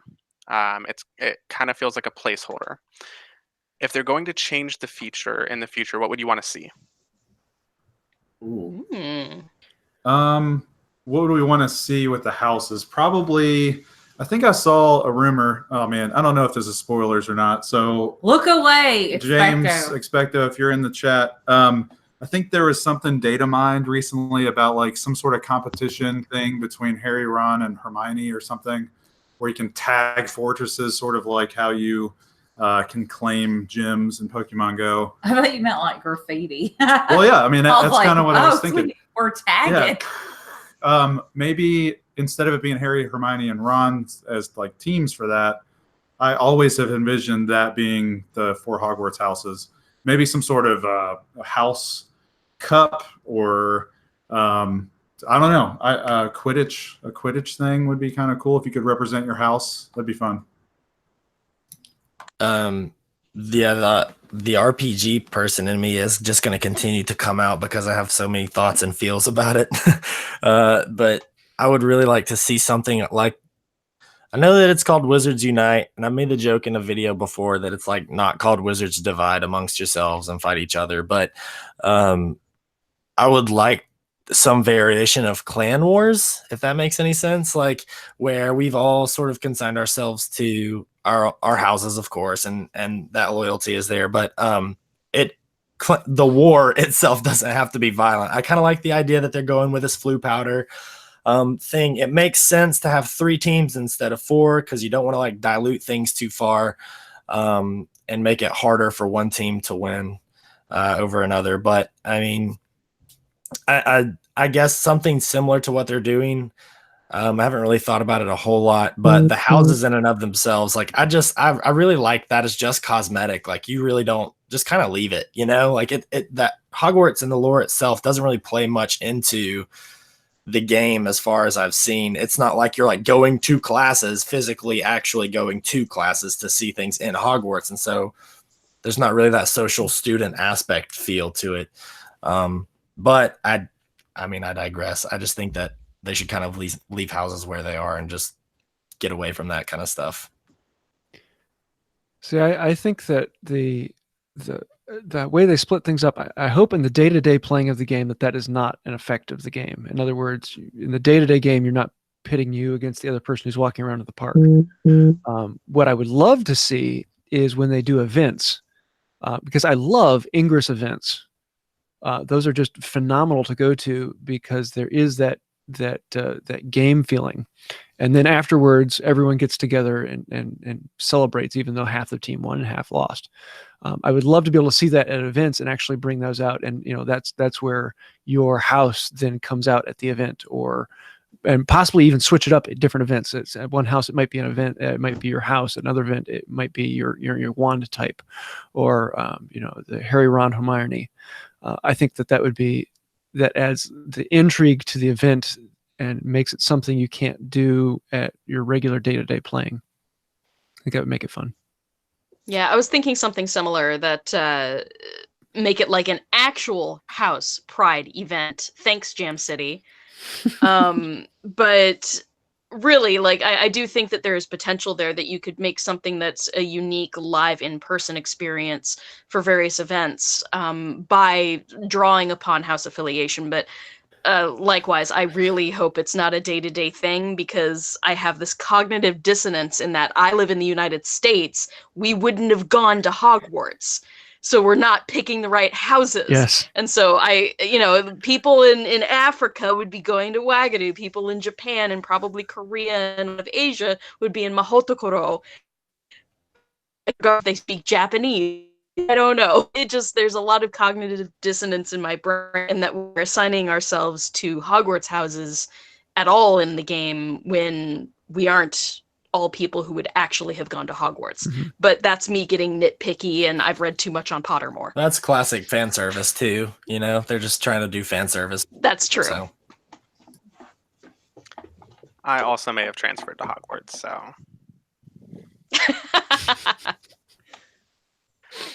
Exchange student hanging out in London, of course, because I got to hang out with the Slytherin squad, right?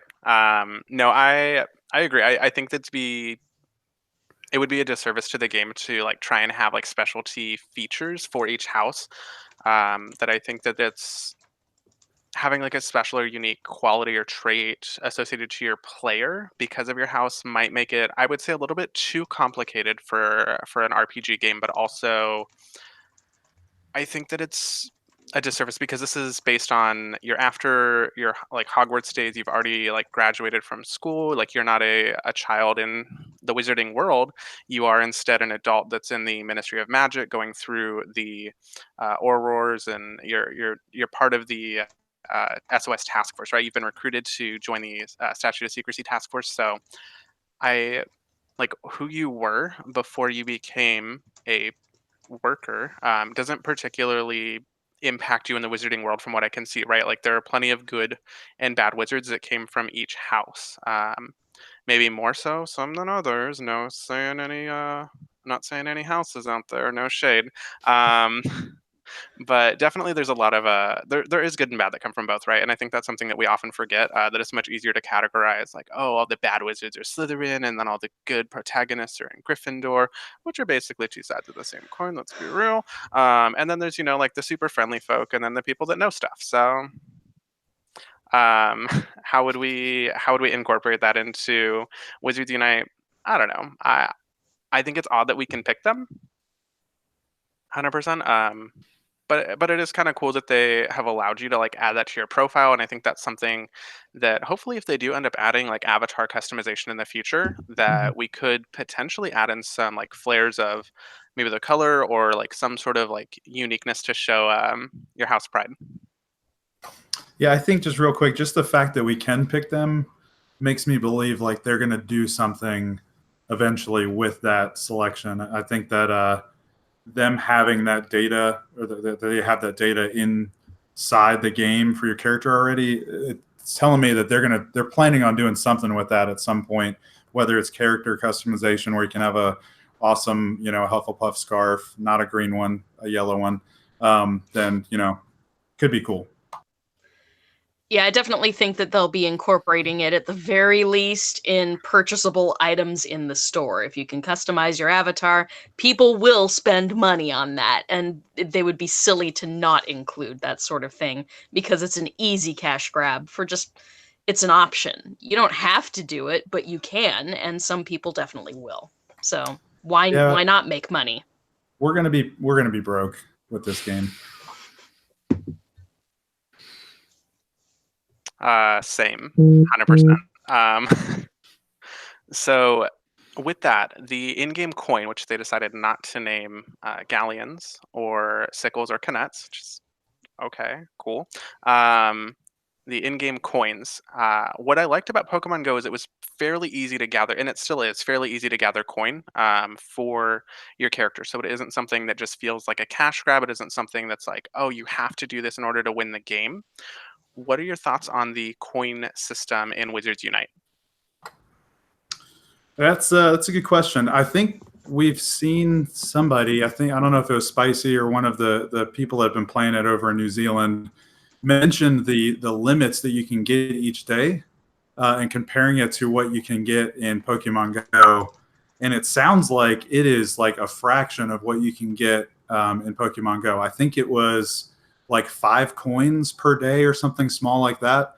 That makes me a little nervous, which is why I'm saying that we're probably going to be broke. Anytime that you really need to get something in the game, whether it's, extra slots for spell energy or, cool merchandise for your character to wear, you're going to have to, it sounds like you're going to have to pretty much pay for it. So I think it's going to be a little more difficult for free-to-play players to really get into this game and expand their character a little bit.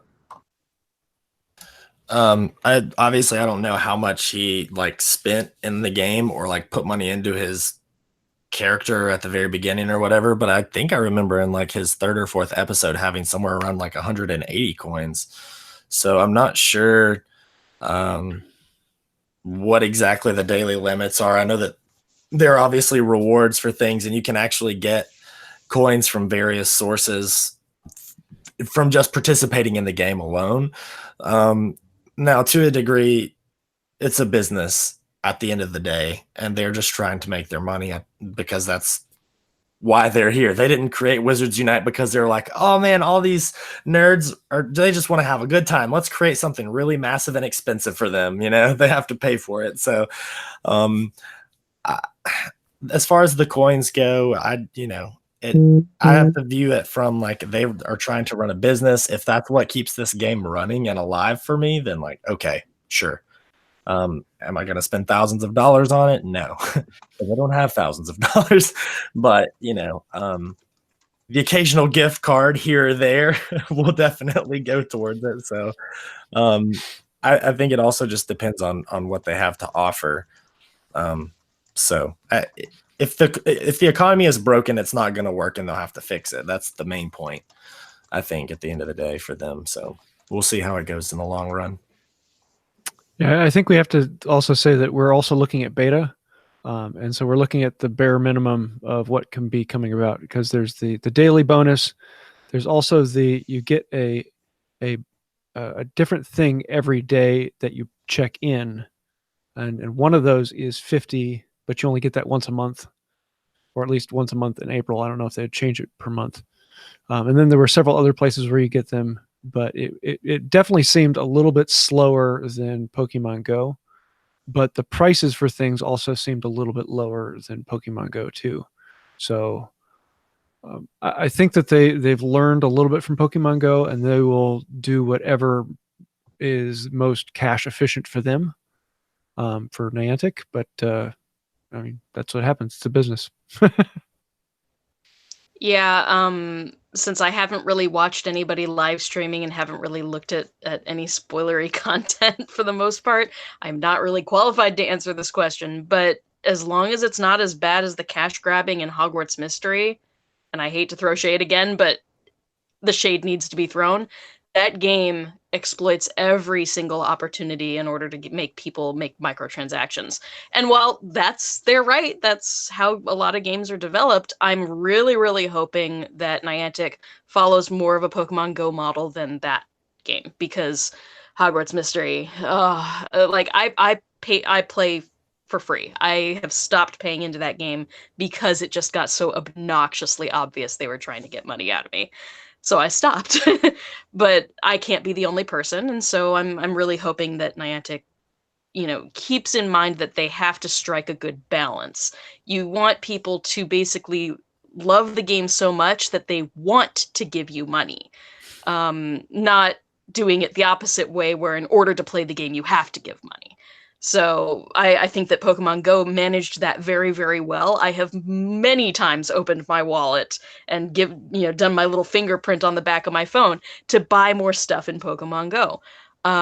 Be it avatar items just for fun, or I need more incubators and I'm actually going to be out walking a lot. These are things that you don't necessarily have to have in the game, but I've spent so many hours playing Pokemon Go that I feel that the game developers deserve my money. If I've enjoyed the game that much, I want to give money to them. And so I feel like they need to strike more of that balance than making it a requirement to further yourself in the game. So that's me from my marketing perspective. The first game that I actually ever gave money to was Pokemon Go, and I spent a lot of money on Pokemon Go. Like, it was Same. It was well built, right? Like, it's something that I think that they did a really great job with, and it didn't feel like it was a cash grab, which I think you articulated very well, Chris. That it didn't just feel like, oh, give us your money, we want your money. It was, hey, if you want an advantage when you're out walking and hatch more eggs, you could spend a little bit of coin, and we'll have this specialty box that's available for you every once in a while that you can buy. And I thought that was a cool way to cash grab, because it didn't feel like encourage without requiring. Yeah. Yes. And they did reduce the amount of coins you could get on a daily basis early on in Pokemon Go. I mean, it went from 100 coin to, once they did their gym rework, down to 50. But I think it was better for the players because you could actually get 50 in a day, where it felt like a lot of things were just staying in gyms forever beforehand. Right. So you kind of risked it, and sometimes you would have like a couple things knocked out in the same day. So it was a disadvantage to the players trying to do that. So I think that was a really cool way of saying, yeah, we're going to reduce the amount you can get, but also we're going to make sure that you get them. And I think that's a really cool balance between them. One thing I was thinking about is there could be potentially the ability to, I would say, like, put money into Gringotts, which I think would be kind of cool. So have a way to like store coins somewhere, or like put it into a vault, and then it maybe like accrue interest over time, or have like multiplication or something happen in the future. I don't know if they do that, but I think there are cool things that they could potentially incorporate into the wizarding world that would be unique to the game and not just, hey, here's your Pokecoins and Wizards Unite. So hopefully they do something cool and unique with that. And I think like everyone said, right, like it's beta. So they might change the amount of coin that you can actually get on a daily basis in beta once we get the full release of the game, as well as some of those rewards once they see it and tinker with it. Because yes, Pokemon Go's a business. Niantic is a business. They have made a lot of money, a lot of money, because they made something good. They made something of quality, and therefore people keep spending money on it. Like last year, they had a phenomenal year in Pokecoins for a game that a lot of people have said is dead, which is comical because they make tons of money. They can laugh all the way to the bank on that one. Yeah, 100%. So I think they get to take the win on that one. And with that, the more they do events, the more they do something that encourages people to come together, to be united, to have that community aspect. And what's their goal, right? Like their company is saying, we're building a game that gets you out and exploring, which is unique because it's giving you the chance to love your neighborhood more, to connect with your community more. And when you do that together, you build excitement and hype off of each other. Like it's that like progressive hype that just like kind of bounces back and forth between you guys. You can talk about stuff, share experiences, share opportunities. And if somebody in my group is like, oh yeah, like it's a great time to go and get egg incubators, I might not have noticed a box in the store that had a bunch of extra egg incubators. So that's a cool way to kind of like grow microtransactions, but off of group dynamic, which is really, really interesting because I don't think that had really been explored or done well before Pokemon Go came out. That was my additional question there. So I throw those in every once in a while. I think there's certain things that get to me, but that's a good one. I like that a lot. And I think there's a lot of value in how they end up doing it because I think that's unique. So how often do you run into people who'd go, oh, you like Harry Potter? Did you know there's a Harry Potter Pokemon Go coming out? Something like that. Like what's been your interaction when talking with the community, when you're making videos, when you're going out and getting excited about the game? So for us, by the way, Britt says bye. She's got to jump, or she's got to run over to her photo shoot that's right in town, but she says bye. Loves you guys. Bye, Britt.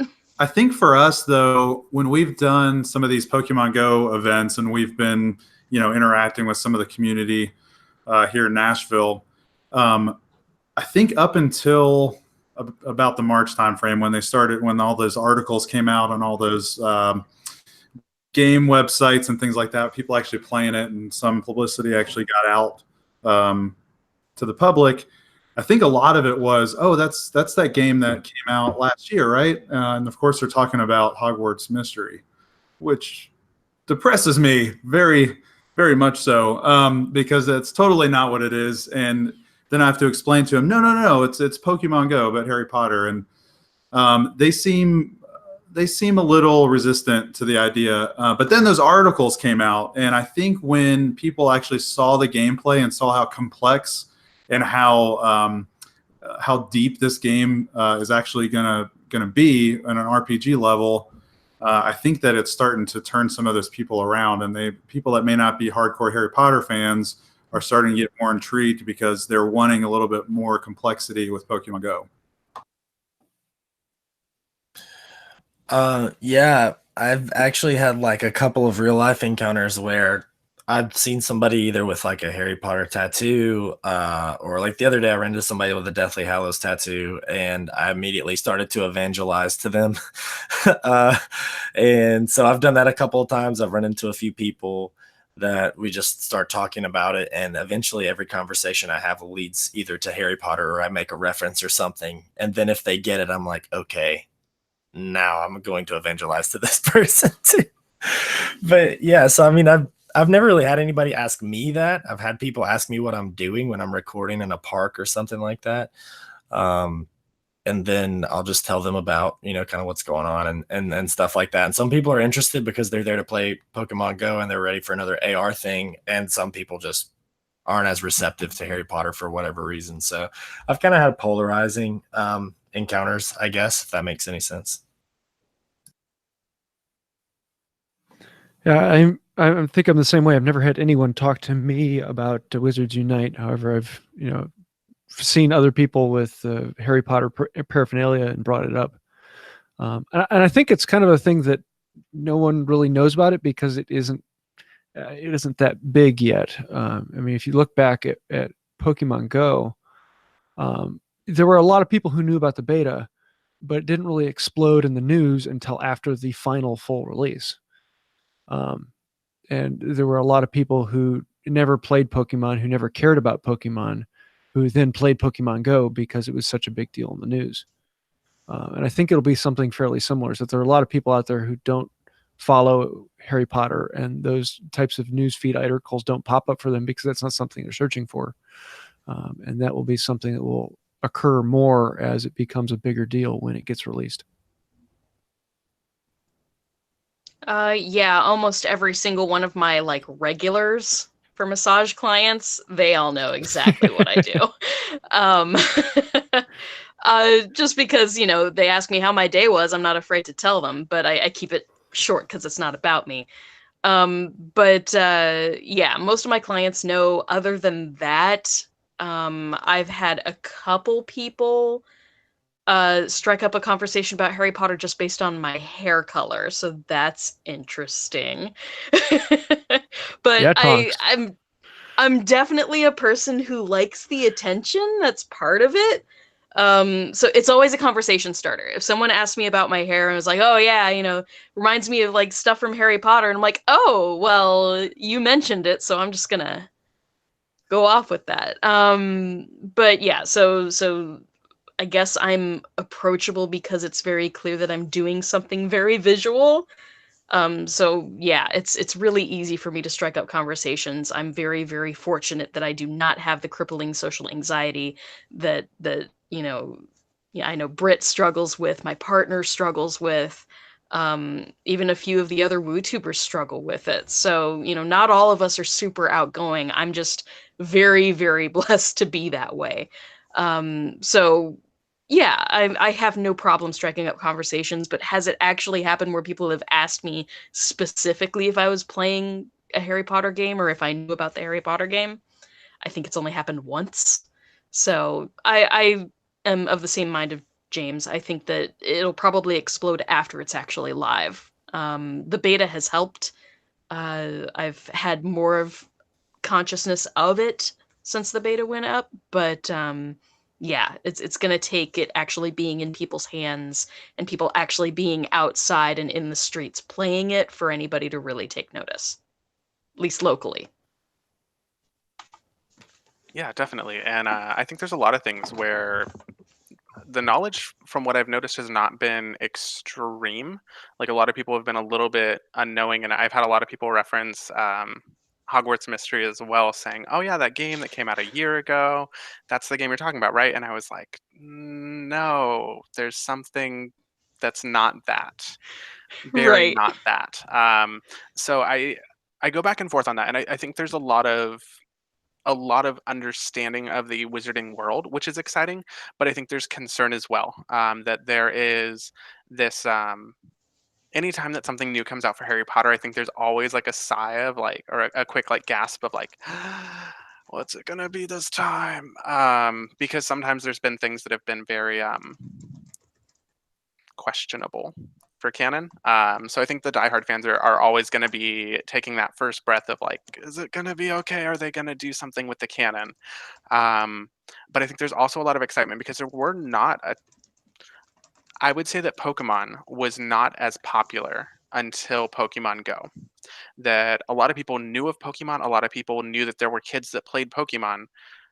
Pokemon Go exploded, wildly exploded. And I would say that the fan base for the Wizarding World, the knowledge of the Wizarding World is much, much higher than I would say of the Pokemon world. The Wizarding World is well known. There are very few people who do not know about Harry Potter unless they lived in a place where they were not allowed to know about Harry Potter. That's a very common thing, and it's very well known, well versed, and a lot of people know the characters, a lot of the plot lines. A lot of people have seen the movies. Quite a few people have read the books. So I think there's opportunity there because the fan base is larger, and I'd say there's a lot of really cool excitement because not only is it very popular still to this day for something that the books have been released for a while, right? The movies have been released for a while, though they are creating new series. There's still excitement, there's still growth in the community, there's still new things that are happening, and I'd say that Wizards Unite is a cool way to grow that further, to expand it out a little bit beyond that. So I haven't had a ton of experience meeting with people or interacting with them and saying, hey, come check out Wizards Unite, but I have had quite a few conversations about it. There's been quite a few people that I've been having good talks about like Wizards Unite and what we think it's going to be like, and it's not just like a small group of people. Like there are thousands of people, hundreds of thousands of people probably, that have been very excited about this game, and its release is coming soon, TM. So Yeah, just to add to that, I mean, I'm a perfect example of someone who had heard of Pokemon but not touched it literally in decades. I played the first generation Pokemon game. I played Blue, Red, and Yellow when it first came out on my big brick of a Game Boy, and that was when I was in junior high, so I was perfect demographic for it. But I stopped playing after those games. I knew that there were multiple generations and it was still something that was going on, much like Power Rangers, but I didn't follow it. I wasn't into it anymore. But the moment I saw just how many people were starting to play this game, they were like, no, really, it's fun. You should try it. I picked it back up and became a big fan again. So there are certainly people who have heard of the Wizarding World, but not really delved into it much, or just, oh, well, I watched the movies back then. They might be intrigued to pick it up and then fall in love all over again, because that's definitely a market that they're trying to cater to. Because, yeah, recognition of the Wizarding World in popular culture is really expansive. I watch K-dramas, for goodness sake, and they drop references to the Wizarding World in some of their shtick. And I'm just like, was that just a Harry Potter reference? And it was, because it's that ingrained in various cultures. Anything that's remotely westernized has had some sort of exposure to it. So it's pretty cool, and there's definitely a broad net that can be cast, like you said. yeah, and I definitely always test it to see if people know Harry Potter. And I have a line that I always use because they're like, oh, what are you doing this weekend? And of course, my natural response is, I will be sitting in my room, making no noise, and pretending I don't exist. Right. Classic. Always. And that's pretty indicative of my life. No, just kidding. So I think there's a lot of good ways to like engage the community and kind of see and probe people to see. I think in a lot of ways to see if they're ready to be evangelized to, I believe is Animagus said. Reaching out and seeing if they're excited about Wizards Unite stuff. So definitely some good things there, and tons and tons of excitement. I think we'll be drawn to it even more so once the game comes out, because we're going to have something that we can tangibly play, and a lot of people are going to be really interested in what's going on in the community. So exciting stuff. And that's what I love about our WooTube community, that we have a really unique way to like share each other's experiences, as well as like, hey, maybe I don't have like a great thing to say on this, but I could recommend like, oh, I know, potions. Chris is going to be on top of that. Like Chris is going to have potions galore. Or hey, maybe you're interested about wand lore, like maybe how to make your own wand or something, and I could pass that off to other people. Where like I'm not going to make a wooden wand. Period. Full stop. Like I have no interest in woodworking. I have very limited experience in most things of that nature. I'm definitely of like the generation that's, if I can call someone and they can take care of it, they will. Or if it's in a store, I can go and get it and I won't have to think about it. So, but I think there are a lot of really beautiful crafts, and there are people that want to like learn more stuff like that. So I push them your way. I'm like, hey, go check out, go check out these channels, because they're going to be a cool way to grow the community further and be more excited about the game. So pretty exciting stuff. Yeah, and the other part of that is also that you can bet that if you're too busy to report on something, which I often am, there's always somebody in the WooTuber community that is totally on the ball, and like the moment that news is available, they've got something up on their channel. Animagus did that with the Niffler thing. When that first dropped, he was the first one who had that video up and live. And then I just pulled from that and was like, I'm gonna do it like it hit me next. And it became this big thing that all of us participated in. It was so much fun. But there's always somebody. There's somebody who's got the time at just the right moment to get content up there. And so you always have the option, at least on social media, of being like, hey, I don't have the time to cover this, but check out this person. They've already covered it. And it gives us an opportunity to network and help others, you know, get subscribers, get followers. It really is a community aspect that's great, because my time is super limited, so I love being able to pimp out the other channels because you guys are awesome. Definitely, and I definitely agree with that. There's been a lot of times when I've just been like, hey, this video is pretty awesome. Go check it out because it's worth it. They covered it before I could. They said exactly what I wanted to say, so go on them. That's probably going to be the case with Animagus's potions thing, because I'm like, he's hitting it before I am, and I love potions. Definitely. But it's pretty cool. I like that a lot. So do you have any other fandom that you're almost as invested as Harry Potter? Oh man. I think my top answer to that is probably Game of Thrones. It's coming to an end here in the next few weeks. I'm so like conflicted on how to feel. I'm so excited, but I'm also so sad that it's going to be over. Same with the books and movies with Harry Potter. But I think that I got into those books a few years before they announced the show, and I experienced a lot of the crazy things that have happened in that show. I'm trying not to spoil too much because I don't know where people are in the show, but there's a thing in the third book and in the third season. It's called the Red Wedding, and that's all I'll say about it. No details. I had to live with that by myself for 3 years before I could vent that frustration and agony with other people, because when they captured that moment in the show, I kind of felt a little evil because I was watching it with 10 other people, and I wasn't even watching the show. I was actually watching everybody's horrid reaction because I was just like, yes, you are here with me. You know how I feel about this now. And I kept it inside, and oh, it was great to experience the horrid reaction from everybody in the room. And it was funny when people would have theories about some of the characters that were a part of that scene. And I would just be like, that's a good thought. That's a good thought, knowing that they were not going to come true at the end. But anyway, Game of Thrones, that's my answer. That's my fandom of choice other than Harry Potter. For me, literally nothing else.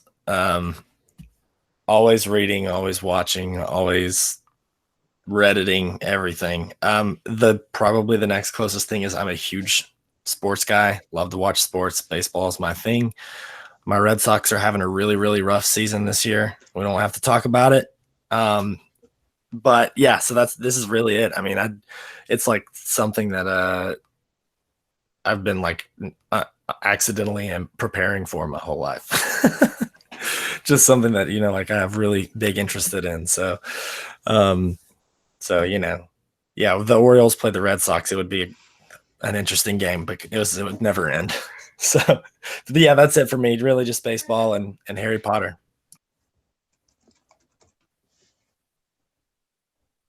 Helps if I turn my audio back on. I've got a lot of other things that I'm heavy into, but I think the biggest thing next is Star Wars, followed closely by Star Trek. I don't know which of those I would put first, but yeah.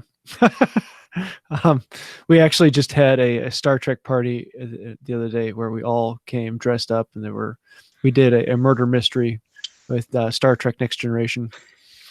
Yes.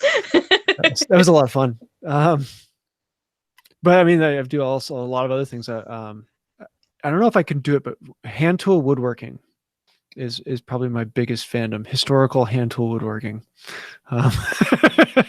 Plug your channel. It's awesome.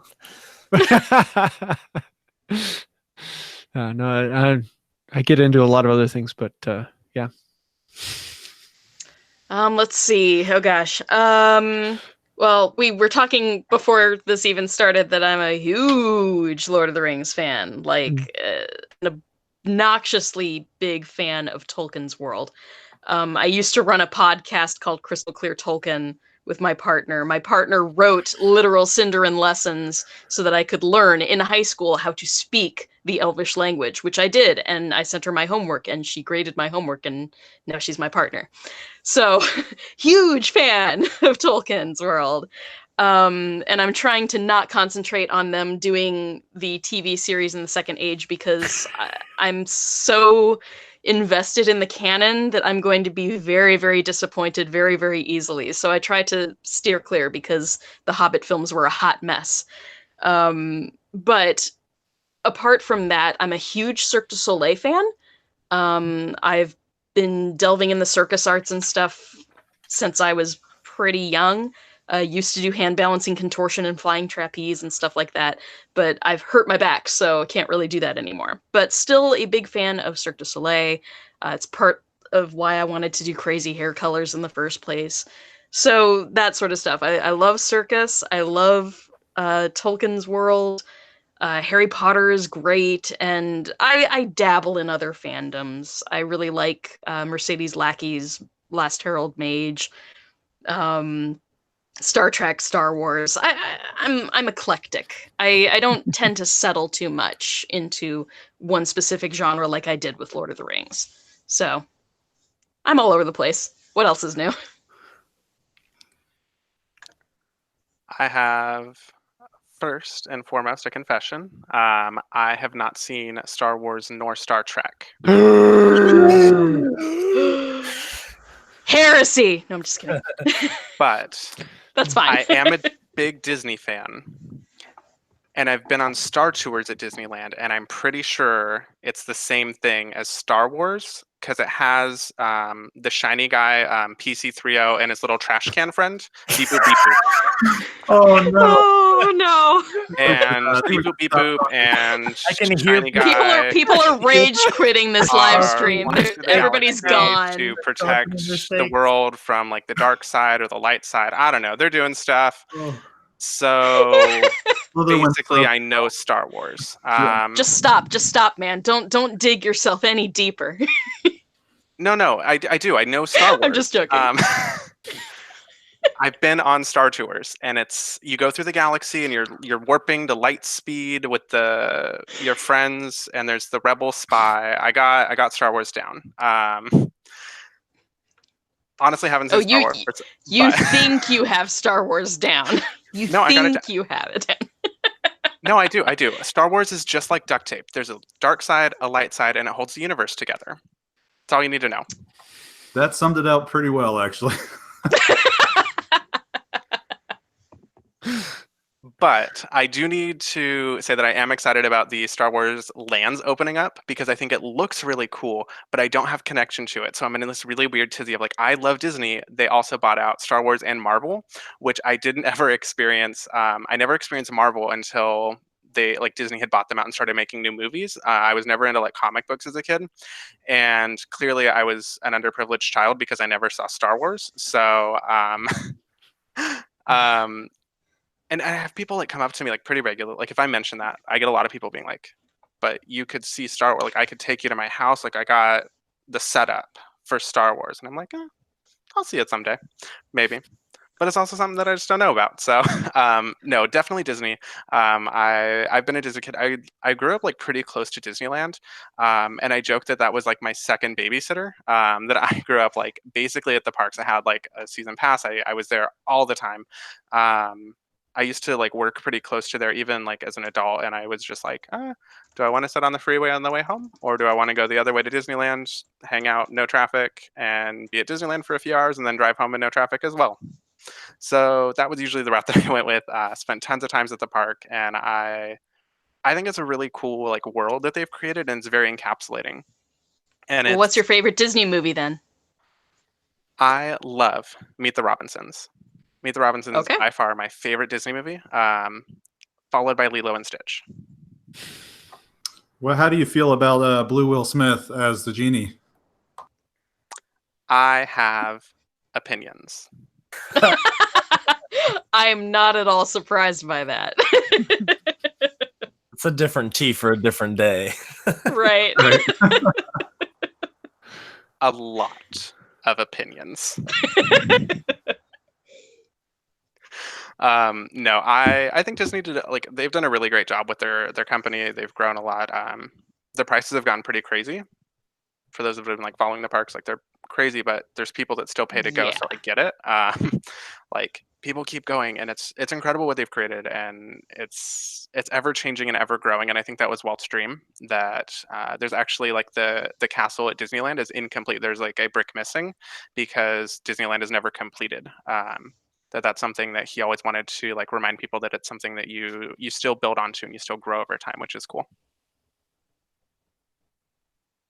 Also, Walt's story is pretty incredible if you have not like spent time researching it, like from what he came from and like what he became. I like Disney a lot. I'm gonna be going to Disneyland like pretty soon. Maybe some vlogs. We'll see. Yeah, we'll have to chat because my dad used to be a janitor and a ride operator at the original Disneyland way back in the day. So yeah, I have family ties to Disney as well. Family ties to the mouse. Good stuff. Awesome. Oh, this is going to cause some stirring of the mind, stirring of the hearts, stirring of the opinions. It's going to cause dissension and chaos among everyone. Don't ask that question. Don't ask that question. Yep, that was a good stream. See you guys. Can we make Mark come in and answer it? He loves those kinds of questions. Who is your favorite Wizards Unite YouTuber? Oh no, we got to answer these. Yeah. Well, I'm just gonna go political. I'm gonna go with the host with the most here. Slitherwin is the greatest WooTuber among us. I love how we're laughing. We're like, no. All of us Slytherins are laughing like, no. Whose question was that? I wonder. That's the fun thing about a forum question. I don't know who asked that. Anonymous. I will Yes, say our good friend Annie Moss came to visit. I have great things to say about everyone. I will like, and it's going to sound super cliche, but there's so many different personalities and so many different minds all thinking about and speculating and caring about the same exact game. And I have seen so few videos that really even like overlap, if that makes any sense. Like that's totally true. Bringing our own original content, our own original thoughts, and that's so cool to see. Like we're not just like regurgitating like somebody posted this one thing, so we're all gonna post that one thing. Like we're all obviously reporting on the big news and big events that happen because you have to, right? Like beta drops, oh well, I have to make a video about this. But and as far as like other bits of content and pieces and things, like we've all brought really unique, cool ideas to the table, and we all have various levels of energy. Like I watch Wizarding Therapy, as I'm working because it's something that I can do like in the background, like with Lynette. That's an incredible series. I watch James updates every single time he puts out an update because his energy is infectious and it's great information. And so like I watched all of Chris's potion videos because I think like that's going to be cool. And I watched her Hogwarts Mystery stuff when she rants about Hogwarts Mystery because that's so funny to me. And I'm glad you enjoy it because I have opinions as well. Well, like there are 30 people there, and so I could continue to go on, but like what I'm trying to get at ultimately, and I think everybody knows where I'm going, is that we all bring something different to dinner. Like we all bring something different to consume as content creators. And I think that that's really unique. I think that's really awesome. And I hope that that's what the future looks like because I've had a blast so far and we don't even have the game yet, So those are my feels. Excellent. Yeah, I didn't realize you were a Hufflepuff. That's kind of unique. Definitely do. Converted him over. Wow, how can you answer a question like that? Here's the best way to answer it. Let's go over to the WooTubers community Discord. Go down to videos, and most recent one before Slitherwin was Brit with the talk about the Australia launch.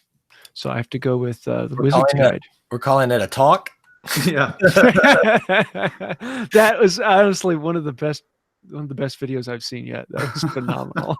I think I watched it like 3 or 4 times and laughed the whole way through it. Can we get the deleted footage? I want to see the stuff that didn't make it. Yes, Yeah. extended director's cut. You know, I'm going to be honest. There was no deleted footage. All of that was straight into the video. There were plenty of times. Lyre. There were plenty of times where I was listening to it and I'm like, I don't know if I should keep this in here or not. But yeah, she let it go, man. She let it go there. That was awesome.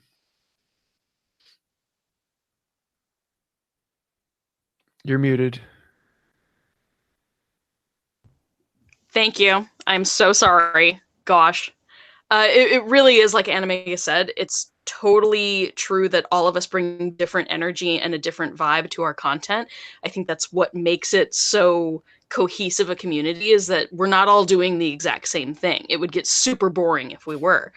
You know, I've been trying to get potions class out for over a year now. So, you know, Hail Mary on that one. But, you know, I love Brit's rants. I love Expectogo's energy. James is like so much fun to watch on camera. Zoe is hilarious at Snitches and Witches. When she gets into a coffee hyped craze, it's the best.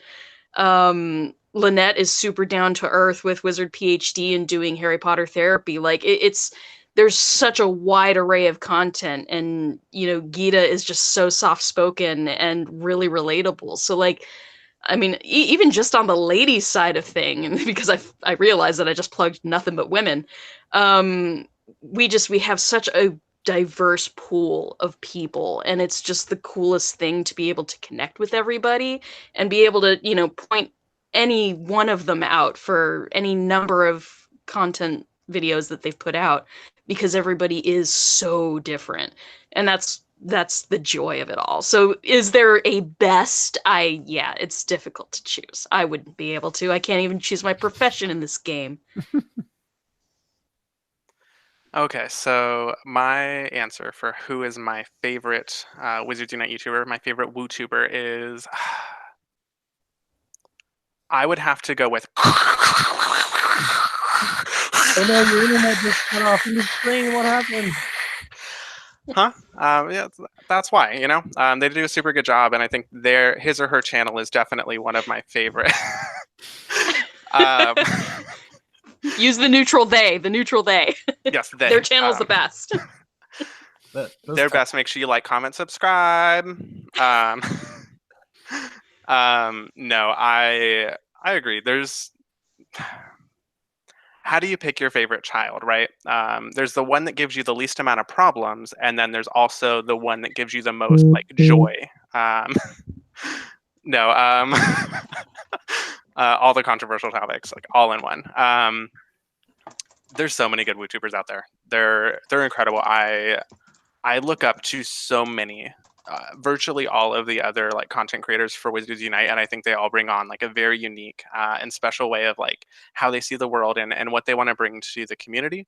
And that's obviously shaping and changing over time. Like all of us have grown so much from like when we first started doing videos, when we first started talking to other fans about Wizards Unite. It's crazy to see the growth, let alone the excitement that has grown along with that. So there's too many to count, and I think it's been hit well that everyone kind of brings their own unique thoughts, their own unique perspective onto the community. So WooTubers are great.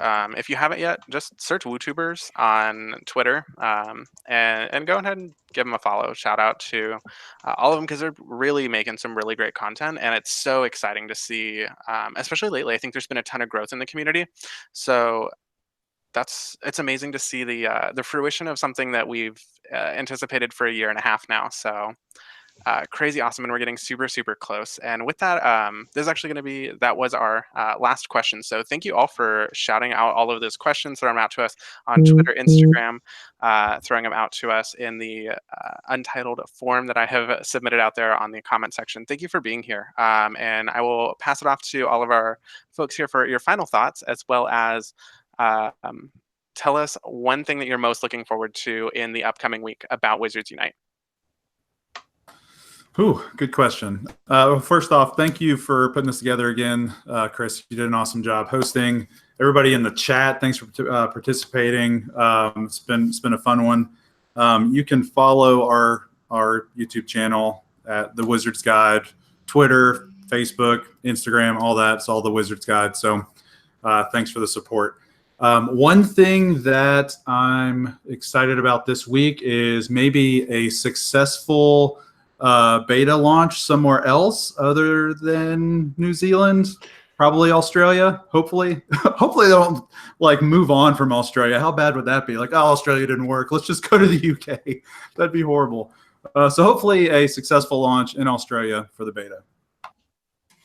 Yeah, same for me. Just, I mean, honestly, do yourselves a favor and go down to the link below and sub to these folks that we're streaming with today. They're just all awesome content creators. Make sure you look on social for their content as well. We're always having a good time cutting up wherever we are.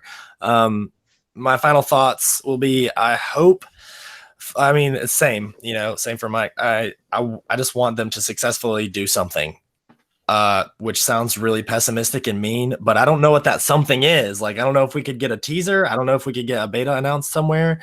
Hopefully the poor Aussies get some love and are able to play this game. My heart is bleeding for them.